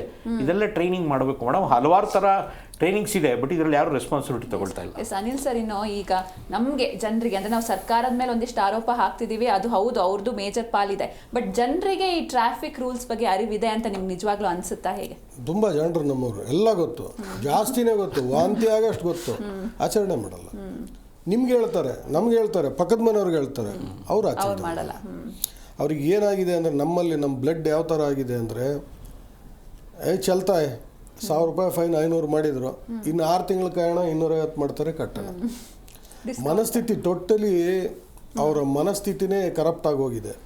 ತಿದ್ದುತ್ತೀವಿ ಅಂತ ಹೋದ್ರೆ ದುರಂತನೇ. ನಾವು ಎಷ್ಟೇ ಹೇಳಿ ಅವರಿಗೆ, ಸರ್ಕಾರ ಇರ್ಬೋದು ಮತ್ತೊಂದು ಇರ್ಬೋದು. ಈಗ ನಮ್ಮ ಮನೇಲೆ ನಮ್ಮ ಮನೆ ಹತ್ರ ನಾವು ಶಾಲೆ ನೋಡ್ತೀನಿ, ಮಾರುತಿ ವ್ಯಾನಲ್ಲಿ ಮಕ್ಕಳನ್ನ ಕರ್ಕೊಂಡು ಹೋಗಂಗಿಲ್ಲ. 5 ವರ್ಷದಿಂದ 11 ವರ್ಷದ ಮಕ್ಕಳನ್ನ ಕರ್ಕೊಂಡು ಹೋಗ್ತಾರೆ. ಜೊತೆಗೆ ಇಷ್ಟು ಜನ ಅಷ್ಟನ್ನೇ ಕರ್ಕೊಂಡು ಹೋಗ್ಬೇಕು ಇಲ್ಲ, ಅದು ಇಲ್ಲ ಮಾರುತಿ ವ್ಯಾನಲ್ಲಿ ಕರ್ಕೊಂಡು ಹೋಗಂಗಿಲ್ಲ, ಆಂಬ್ಯುಲೆನ್ಸ್ ಮಾಡಂಗಿಲ್ಲ. ಕೇಳಿ ಅವ್ರಿಗೆ ಗೊತ್ತು. ಅದೆಲ್ಲ ಇವತ್ತು ಚಾಲನೆಯಲ್ಲಿದೆ. ಆ ಮಗು 5 ವರ್ಷದಿಂದ ಅದ್ರ ಏನು ಬಿತ್ತೀವಿ ನಾವು, ಅದ್ರ ಬಿತ್ತಿಲಿ ಏನು ಬಿತ್ತೀವಿ, ಹೆಂಗೆ ಬಿತ್ತೀವಿ ನಾವು ಅದರಲ್ಲಿ? ಸ್ವಂತ ಪೇರೆಂಟ್ಸ್ನ ನಾವು ಇದು ಮಾಡ್ಕೋಬೇಕು. ಕರೆಕ್ಟ್ ಅವ್ರು ಹೇಳಿದ್ದು. ಏನು ಬಿತ್ತಾ ಇದ್ದೀವಿ ಆ ಮಗುಗೆ ಎಲ್ಲಿಂದ ಸೇಫ್ಟಿ ಮೆಜರ್ ಬರ್ತದೆ? ಬರೋಲ್ಲ. ಅದಕ್ಕೆ ಅದ್ರ ಬಿತ್ತಿಲಿ ಏನು ಬಿತ್ತೀವಿ? ಅಪ್ಪ ಹೆಲ್ಮೆಟ್ ಹಾಕೊಳ್ದೆ ಶಾಲೆಗೆ ತಡ ಆಯ್ತು ಅಂತ ಓಡ್ತಾರೆ, ಹಂಗೆ ಬಿಡಕ್ಕೆ. ಮಗುಗೆ ಏನಂತಾರೆ, ಚಲ್ತಾಯ. ಕರೆಕ್ಟ್, ಒಂದಿನ ನಡೆಯುತ್ತೆ, ಹೌದು, ಚಲ್ತಾಯ. ಅವ್ರ ತಂದೆ ತಾಯಿಗಳೇ ಹಾಕಲ್ಲ, ಇನ್ ಮಗು ಹಾಕ. ಆ ಮಗು ಬಿತ್ತಿಲಿ ನೀವು ಏನು ಬಿತ್ತೀರಾ ಅದೇ ಬೆಳೀತದೆ. ಆ ಮಗು ದೊಡ್ಡದಾಗುತ್ತೆ, ಅದು ಹಂಗೆ ಮಾಡ್ತದೆ. ತಮ್ಮನ್ ಬಿಡೋಕ, ತಂಗಿ ಬಿಡೋಕ, ನಡಿಗಿಲ್ಲ ಪಕ್ಕದ ರೋಡು ಹೋಗೋಣ ಅಂತೇಳಿ. ಸೊ ನಾವು ಟೋಟಲಿ ಕರಪ್ಟೆಡ್ ಅವರ್ ಸೆಲ್ಫ್. ನಮ್ಮ ಬ್ರೈನೇ ಕರಪ್ಟ್ ಆಗಿದೆ. ಎಲ್ಲದೂ ನಡೀತದೆ, ಆ ವ್ಯವಸ್ಥೆನೂ ಪೂರಕ ಆಗಿದೆ, ಅದಕ್ಕೆ ಸರಿಯಾದ ವ್ಯವಸ್ಥೆ ಇದೆ ನಮ್ಮ ಸುತ್ತಮುತ್ತ. ಆಮೇಲೆ ಪೊಲೀಸ್ ಡಿಪಾರ್ಟ್ಮೆಂಟು ಈಕ್ವಲಿ ರಾಂಗ್ ಇದೆ ಮೇಡಮ್. ಇದರಲ್ಲಿ ನಾವು ನೋಡ್ತಾ ಇದ್ದೀವಿ, ಯಾವಾಗಲೂ ಒಂದೊಂದು ಸಲ ಡ್ರಂಕ್ ಅಂಡ್ ಡ್ರೈವಿಂಗ್ ಚೆಕ್ಕಿಂಗು, ಅದು ಇದು ಚೆಕ್ಕಿಂಗ್ ಮಾಡ್ತಾ ಇದ್ದಾರೆ. ಅದು ಯಾವ ಕಾರಣಕ್ಕೆ ಮಾಡ್ತಾರೋ. ನಾನು ಒಂದು ಡ್ರಿಂಕ್ ಅಂಡ್ ಡ್ರೈವ್ ಕೇಸ್ ನೋಡಿದ್ದೆ ಸರ್, ನಾನು ನೋಡಿದ್ದೆ, ಹೆಸರು ಹೇಳಲ್ಲ. ಅವರು ತುಂಬ ಒಂದು ಪವರ್ಫುಲ್ ಏರಿಯಾದ MP ಆಗಿದ್ರು ಸರ್. ಇದು ನನ್ನ ಕಣ್ಣೆದ್ರಿಗೆ ನಡೆದಿರೋದು. ಫೋನ್ ಮಾಡಿ ಅವ್ರಿಗೆ ಕೊಟ್ಟಮ್ಮ. ಅವರು ಡ್ರಿಂಕ್ ಆ್ಯಂಡ್ ಡ್ರೈವಿಗೆ ಪಾಪ ಅವನ ಡಿಪಾರ್ಟ್ಮೆಂಟ್ ಅವ್ರಿಗೆ ಕೆಲಸ ಮಾಡೋಕ್ಕೆ ಬಿಡಲಿಲ್ಲ. ಅವ್ನು ಬಿಟ್ಟು ಕಳಿಸು ಅಂದರು, ಕಳಿಸಿದ್ರು ಅವರು. ಆದರೆ ಎಲ್ಲದರಲ್ಲೂ ಇನ್ವಾಲ್ವ್ ಆಗುತ್ತೆ ಪೊಲಿಟಿಕ್ಸ್. ಕರಪ್ಷನ್ ಇದೆಲ್ಲ ಬಹಳ ಅನ್ಯಾಯ. ಇದೆಲ್ಲ ಇವ್ರಿಗೆ ಇವಾಗ ಅರ್ಥ ಆಗಲ್ಲ, ಅವ್ರವ್ರ ಮನೆಗಳಲ್ಲಿ ಅವ್ರವ್ರಿಗೆ ಆದಾಗ ಅವ್ರಿಗೆ ಅರ್ಥ ಆಗ್ತದೆ ಅಂತ. Very unfortunate. ಇವ್ರು ಹೇಳಿದ್ರು MP ಫೋನ್ ಮಾಡಿದ್ರು ಡ್ರಂಕ್ ಅಂಡ್ ಡ್ರೈವಿಂಗು ಅವ್ನು ಬಿಟ್ಟು ಕಳಿಸು ಅಂತ ಹೇಳಿದ್ರು. ಇವನು ಒಪ್ಕೊಂಡ್ರಿ. ನಾಳೆ ಅದೇ ಮನುಷ್ಯ ಯಮುನಿಗೇನೆ ಹೇಳಕ್ಕಾಗುತ್ತಾ? ಫೋನ್ ಮಾಡ್ತಾ ಇದ್ದೀನಿ ಅವ್ನ ಜೀವ ತಗೋಬೇಡ ಅಂತ ಅಂದ್ಬಿಟ್ಟು ಹೇಳಕ್ ಸಾಧ್ಯ ಆಗುತ್ತಾ? ಅದನ್ನ ಯಾರು ಅರ್ಥ ಮಾಡ್ಕೋಬೇಕಾಗಿತ್ತು? ಯಾರು ಡ್ರಂಕ್ ಅಂಡ್ ಡ್ರೈವ್ ಮಾಡಿದ್ದಲ್ಲ ಆ ವ್ಯಕ್ತಿ ತಾನೆ, ಜೀವ ಹೋಗೋದು ಅವನು ತಾನೆ. ಅವನ್ಗೆ ಆ ವಿವೇಕ ಇರಬೇಕು. ಈಗ ಜನಗಳಿಗೆ ಈಗ ಸರ್ಕಾರ ಅಂತ ಯಾಕೆ ಮೇಲೆ ಕೂತಿದೆ ಅಂದ್ರೆ ಇವ್ರಿಗೆ ಯಾವಾಗಲೂ ಚಾಟಿಲ್ ಹೊಡಿಯೋಕೆ ಸರ್ಕಾರಗಳು ಇರೋದು. ಆಮೇಲೆ ಸರ್ ಇನ್ನೊಂದು, over the years emergency response ಸ್ವಲ್ಪ ಇಂಪ್ರೂವ್ ಆದಂಗೆ ಕಾಣ್ತದೆ ಸಿಟಿ ಒಳಗಡೆ. ಅಂದರೆ ಏನಾದ್ರು ಒಂದು ಆಕ್ಸಿಡೆಂಟ್ ಆದಾಗ ಆ್ಯಂಬುಲೆನ್ಸು ಬರೋದು, ಅದನ್ನು ಲಿಫ್ಟ್ ಮಾಡಿ ಹೋಗೋದು ಒಂದು ಸ್ವಲ್ಪ ಇಂಪ್ರೂವ್ ಆದಂಗೆ ಕಾಣ್ತದೆ. ಆದರೆ ನಿಜ ಹೇಳಬೇಕು ಅಂದ್ರೆ ಅದನ್ನು ಇಂಪ್ರೂವ್ ಆಗಿಲ್ಲ. ಯಾಕಂದ್ರೆ ಅವರ ರೆಸ್ಪಾನ್ಸ್ ಕೂಡ ಭಾಳ ಇದೆ. ಆಮೇಲೆ ಆಂಬ್ಯುಲೆನ್ಸ್ ಕೂಡ ಯಾವ ಥರ ವೇಗದಲ್ಲಿ ಹೋಗ್ತದೆ ಅಂದರೆ ಅದೇ ಒಂದು ರಿಸ್ಕ್ ಆಗಿರ್ತದೆ. ಸೊ ಇದೆಲ್ಲ ಅಂದರೆ ಸುಮ್ಮನೆ ಮಾತಾಡೋದಲ್ಲ, emergency response to save lives. Road safety ಒಳಗಡೆ ಫೆಟಾಲಿಟೀಸ್ ಏನಕ್ಕೆ ಆಗ್ತದೆ ಅಂದರೆ ಒಂದು ನಮ್ಮದು ಎಮರ್ಜೆನ್ಸಿ ರೆಸ್ಪಾನ್ಸ್ ಕೂಡ ಟೈಮಿಗೆ ಸರಿಯಾಗಿ ಆಗೋಲ್ಲ. ಅದು ಹಲವಾರು ಕಾರಣಗಳಿರ್ಬೋದು, ರಾತ್ರಿ ಆಗಿರ್ಬೋದು, ಇನ್ನೊಂದು ಅದು ಒಂದು ಮೇಜರ್ ಕಾರಣ. ಇದೆಲ್ಲ ನೀವು ಇವ್ರು ಹೇಳಿದಾಗೆ ಓಪನಿಂಗ್ ಸ್ಟೇಟ್ಮೆಂಟ್ ಇವ್ರದ್ದು ಏನಂದರೆ ನಮ್ಮ ರಾಜ್ಯದಲ್ಲಿ ನಮ್ಮ ಸಿಟಿ ಒಳಗಡೆ ಕೋಆರ್ಡಿನೇಷನ್ ಇಲ್ಲ. ಒಂದು ಕೋಆರ್ಡಿನೇಷನ್, ಒಂದು ರೋಡ್ ಸೇಫ್ಟಿ ಅನ್ನೋದಕ್ಕೆ ಒಂದು ಡಿಪಾರ್ಟ್ಮೆಂಟ್ಗೆ ರಾತ್ರಿ ಇಡೀ ಎಲ್ಲ ಅವರ ಟ್ರಾಫಿಕ್ ಕಮಾಂಡ್ ಸಿಸ್ಟಮ್ ಅನ್ಪ್ಯಾರಲ್ಡ್. ನೀವು ಇಡೀ ವರ್ಲ್ಡಲ್ಲೂ ನೋಡೋಕ್ಕಾಗಲ್ಲ, ಇಸ್ರೇಲ್ ನೋಡೋಕ್ಕಲ್ಲ, ಆ ಥರ ಟ್ರಾಫಿಕ್ ಕಮಾಂಡ್ ಸಿಸ್ಟಮ್ ನಮ್ಮ ಹತ್ರ ಸಿಟಿ ಸೆಂಟ್ರಲ್ ಇದೆ. ಎಲ್ಲಿ ಇದ್ರ ಮಿನ್ ಸ್ಕ್ವೇರ್ ಹತ್ರ. ಆದ್ರೆ ಅದನ್ನ ಇಂಪ್ಲಿಮೆಂಟ್ ಏನ್ ಮಾಡ್ತೀವಿ ನೋಡ್ತಾ ಇರ್ತೀರಾ, ಹೊರಗಡೆ ಎಷ್ಟು ಕ್ಯಾಮ್ರಾ ಕೆಲಸ ಎಷ್ಟು ಹಾಕಿದೀವಿ ಅಂತ ಹೇಳ್ತಾರೆ, ಎಷ್ಟು ಕೆಲಸ ಮಾಡ್ತಾ ಇದ್ದೀವಿ ಅಂತ. How do you respond to emergency situation during a national during a road safety accident ಅನ್ನೋದು ಬಹಳ ಇಂಪಾರ್ಟೆಂಟ್. ನಮ್ಮ ದೇಶದಲ್ಲಿ ನಮ್ಮಲ್ಲಿ ಏನಾಗಿದೆ ಅಂದ್ರೆ ಪ್ರಾಮಾಣಿಕತೆ ಒಂದು ಬಿಟ್ಟು ಕೆಲಸ ಮಾಡೋದು ಒಂದು ಬಿಟ್ಟು ಉಳಿದಿದ್ದೆಲ್ಲ ಇದೆ. ಉಳಿದಿದ್ದೆಲ್ಲ ಇದೆ ನಮ್ಮವರಿಗೆ. ನೀವು ತೊಂಡಲ್ಕರಿಂದ ಹಿಡಿದು ಒಬಾಮನ್ ತನಕ ಮಾತಾಡ್ತಾರೆ, ಪ್ರಾಮಾಣಿಕತೆ ಇಲ್ಲ. ಎಸ್ ರಾಜಣ್ಣ ಸರ್, ಕೊನೆಯದಾಗ ಏನು ಹೇಳ್ತೀರಾ ನೀವು? ನೋಡಿ, ವ್ಯವಸ್ಥೆಗಳು ಎಷ್ಟೇ ಕೆಟ್ಟಿರ್ಬೋದು, ಜೀವ ನಮ್ಮದು. ನಾನು ಗಾಡಿ ತಗೊಂಡು ರಸ್ತೆಯಲ್ಲಿ ಹೊರಟ್ರೆ ಸಾರ್ ಹೇಳಿದಾಗ ಡಿಫೆನ್ಸಿವ್ ಡ್ರೈವಿಂಗ್ ಅಂದ್ರೆ ನನ್ನ ಮುಂದೆ ಹುಚ್ಚ ಇದ್ದಾನೆ ಅಂದ್ರೆ ರಸ್ತೆನಲ್ಲಿ ಎಲ್ಲಾ ತರದವರು ಇರ್ತಾರೆ, ಎಲ್ಲಾ ತರದವ್ರು ಇರ್ತಾರೆ. ರಸ್ತೆ ಗುಂಡಿ ಇದೆ, ಇನ್ನೊಬ್ರು ಅಡ್ಡ ಬರುತ್ತೆ, ನಾಯಿ ಬರುತ್ತೆ, ಹಸು ಬರುತ್ತೆ, ಏನೋ ಬೀಡಾಡಿ ದನಗಳಿರಲಿ, ಬೀಡಾಡಿ ಜನಗಳು ಬರ್ತಾರೆ. ಮತ್ತೆ ರಸ್ತೆಗಳು ನೋಡ್ತಿರಲ್ಲ. ಇವನ್ನೆಲ್ಲನೂ ಗಮನದಲ್ಲಿ ಇಟ್ಕೊಂಡು ನಮ್ಮ ಸೇಫ್ಟಿ ಮೊದಲು, ನಾವು ಸೇಫ್ ಆದರೆ ಬೇರೆಯವ್ರನ್ನೂ ಸೇಫ್ ಮಾಡ್ಬೋದು. ಇದನ್ನು ಯಾವಾಗಲೂ ಕೂಡ ನಾವು ಮನಸ್ಸಲ್ಲಿ ಇಟ್ಕೊಂಡು ಗಾಡಿ ಓಡಿಸ್ಬೇಕು. ಯಾವಾಗಲೂ ಏನೋ ಒಂದು ಯಾವುದೋ ಮನಸ್ಸಲ್ಲಿ. ಆಮೇಲೆ ನಮ್ಮಲ್ಲಿ ಏಕಾಗ್ರತೆ ಇಲ್ಲ, ಮನಸ್ಸು ಒಂದು ಚಿತ್ತ ಯಾವಾಗಲೂ ಬೇರೆ ಏನೋ ಆಲೋಚನೆ ಮಾಡುತ್ತೆ. ಆಮೇಲೆ ವಿಷನ್ಸು ಸರಿ ಇಲ್ಲ, ಮೊಬೈಲ್ ಫೋನ್. ಇದು ವೈಯಕ್ತಿಕವಾಗಿ. ಇವತ್ತು ಪಾಲಿಸಿಗಳು ಮಾಡಬೇಕಾದ್ರೆ ಪಾಲಿಸಿಗಳು ನಮ್ಮಲ್ಲಿ ಮೇಜರು. ಈಗ ನಾವು ನೋ ಪಾರ್ಕಿಂಗ್ ನಾವು ದಂಡ ಹಾಕ್ತೀವಿ. ಫಸ್ಟ್ ಪಾರ್ಕಿಂಗ್ ಎಲ್ಲಿ ಮಾಡಬೇಕು ಅಂತ ನೀವು ಪಾಲಿಸಿ ಮಾಡಿದ್ದೀರಾ? ಇಲ್ಲ, ಹೌದಲ್ಲ. ಪೆಡೆಸ್ಟ್ರೈನ್ ಪಾಲಿಸಿ ಮಾಡಿದ್ದೀರಾ? ಎಲ್ಲಿ ನಡಿಬೇಕು ಮಾಡಿದ್ದೀರಾ ಪಾಲಿಸಿ? ಇಲ್ಲ. ನೀವು ಆಮೇಲೆ ವೆಹಿಕಲ್ಗಳನ್ನ ಬಸ್ ಸ್ಟ್ಯಾಂಡು, ಆಟೋ ಸ್ಟ್ಯಾಂಡು, ಇದೀಗ ಮೆಟ್ರೋಗಳ ಹತ್ರ ಈಗ ಸಾವಿರಾರು ವೆಹಿಕಲ್ಗಳು ಪ್ರತಿ ಮೆಟ್ರೋ ಮಾಡಬೇಕಾದ್ರೂ ನೀವು ಆ ಪಾಲಿಸಿ ಮಾಡಿದ್ದೀರಾ? ಏನು ಮಾಡಿಲ್ಲ. ಎಲ್ಲೋ ಪಾಪ ಅಕ್ಕಪಕ್ಕದ ಮನೆ ಇರ್ತಾವೆಲ್ಲ ನಿಲ್ಸ್ಬಿಟ್ಟು ಹೊಟ್ಟೋಗಿರ್ತಾರೆ. ಆಗ ಎಷ್ಟು ಅಂದರೆ ನಮ್ಮಲ್ಲಿ ಪಾಲಿಸಿಗಳೇ ಇಲ್ಲ. ಪಾಲಿಸಿ ಇಲ್ದಂಗೆ ಏನೇನೋ ಕಾನೂನುಗಳ ತಂದು ರೂಲ್ಸ್ ಎಲ್ಲ ಪಾರ್ಕಿಂಗ್ ಬೇಕು, ಹಲವಾರು ಒಂದು ರೂಲ್ಸ್ಗಳನ್ನ ಹಾಕಿ ಮಾಡೆಲ್ ರೋಡ್ ಅಂತ ಹೇಳ್ತಾರೆ. ಮಾಡೆಲ್ ರೋಡ್ ಅಲ್ಲೇ ಪಾರ್ಕಿಂಗ್ ಮಾಡಿಸ್ತಾರೆ. ನೀವು ಎಷ್ಟೇ ದಂಡದ ಒಂದು ಇದನ್ನ ಹಾಕ್ರಿ, ಎಲ್ಲರಿಗೂ ಹಾಕಕ್ ಆಗೋದಿಲ್ಲ. ಆಮೇಲೆ ಇನ್ನೊಂದು, ಸರ್ಕಾರ ದಂಡನ ರಾಜಸ್ವದ ರೂಪದಲ್ಲಿ ವಸೂಲು ಮಾಡಬೇಕು ಅಂತ ಯಾವುದೇ ಸರ್ಕಾರಗಳಿಗೆ ಇಚ್ಛಾಶಕ್ತಿ ಇರಲ್ಲ. ಅಂದ್ರೆ ಈಗ ಒಂದು ಸರ್ಕಲಲ್ಲಿ ಒಬ್ಬನ ವೈಲೇಷನ್ ಮಾಡಿದ್ರೆ ಹೋಗಿ ಆ ಪೊಲೀಸನ್ನು ಕೆಲವೇ ಜನ ಮಾಡಿದ್ರೆ ನಿಯಂತ್ರಣ ಮಾಡಬಹುದು. ರಸ್ತೆಯಲ್ಲಿ ಹೋಗೋರು ಎಲ್ಲಾನು ವೈಲೇಟ್ ಮಾಡಿದ್ರೆ ಯಾರಿಗೆ ನಿಯಂತ್ರಣ ಮಾಡಕ್ ಸಾಧ್ಯ ಆಗುತ್ತೆ? ಅದಕ್ಕಾಗಿ ಲಾಸ್ಟ್ ಆಗಿ ನಿಮ್ದೇನ್ ರಿಯಾಕ್ಷನ್ ಹೇಳ್ಬಿಡಿ. ಇಲ್ಲ, ಏನಂದ್ರೆ ಪೊಲೀಸಿಂಗ್ ಅಂತ ಹೇಳಿದ್ರು ತುಂಬಾ ವರ್ಕ್ ಪ್ರೆಷರ್ ಇದೆ, ಸಿಬ್ಬಂದಿಗಳಿಲ್ಲ. ಎರಡನೇದು ಪಾಲಿಸೀಸ್ ಇಲ್ಲ, ಕರೆಕ್ಟ್ ಅದು ಪಾಲಿಸೀಸ್ ಇಲ್ಲ ನಮ್ಮಲ್ಲಿ. ಯಾವಾಗ ಪಾಲಿಸಿ ಇಲ್ಲ ಫೇಲ್ ಆಗುತ್ತೆ ಸಿಸ್ಟಮ್ ಪೂರ್ತಿ. ಸೊ ಅದೇ ಆಗ್ತಾ ಇರೋದಿಲ್ಲ, ಪಾಲಿಸಿ ಮಾಡ್ತಾ ಇಲ್ಲ, ಫೇಲ್ ಆಗ್ತಾ ಇದೆ ಅಷ್ಟೇ. ಅದು ಹೊರತು ಏನಿಲ್ಲ. ಅದ್ರ ಜೊತೆಗೆ ಅವ್ರು ಹೇಳ್ದಂಗೆ ನಮ್ಮಲ್ಲಿ ಆ ಇಚ್ಛಾಶಕ್ತಿನೂ ಇಲ್ಲ, ನಮ್ಮಲ್ಲಿ ಆ ಕಲ್ಚರು ಇಲ್ಲ. Yes, okay, thank you sir ಇಷ್ಟೊತ್ತು ಭಾಗಿಯಾಗಿದ್ದಕ್ಕೆ. ಎಸ್, ಪ್ರತಿಯೊಬ್ಬರೂ ತಿಳ್ಕೊಳ್ಬೇಕು, ಟ್ರಾಫಿಕ್ ರೂಲ್ಸ್ಗಳನ್ನು ಪಾದಚಾರಿಗಳು ಕೂಡ ಫಾಲೋ ಮಾಡಬೇಕು. ಇದರ ಜೊತೆಗೆ ವಾಹನ ಸವಾರರು ಕೂಡ ಫಾಲೋ ಮಾಡಬೇಕಾಗುತ್ತೆ. ಯಾಕಂದರೆ ಕೊನೆಯದಾಗಿ ಎಟ್ ಲಾಸ್ಟ್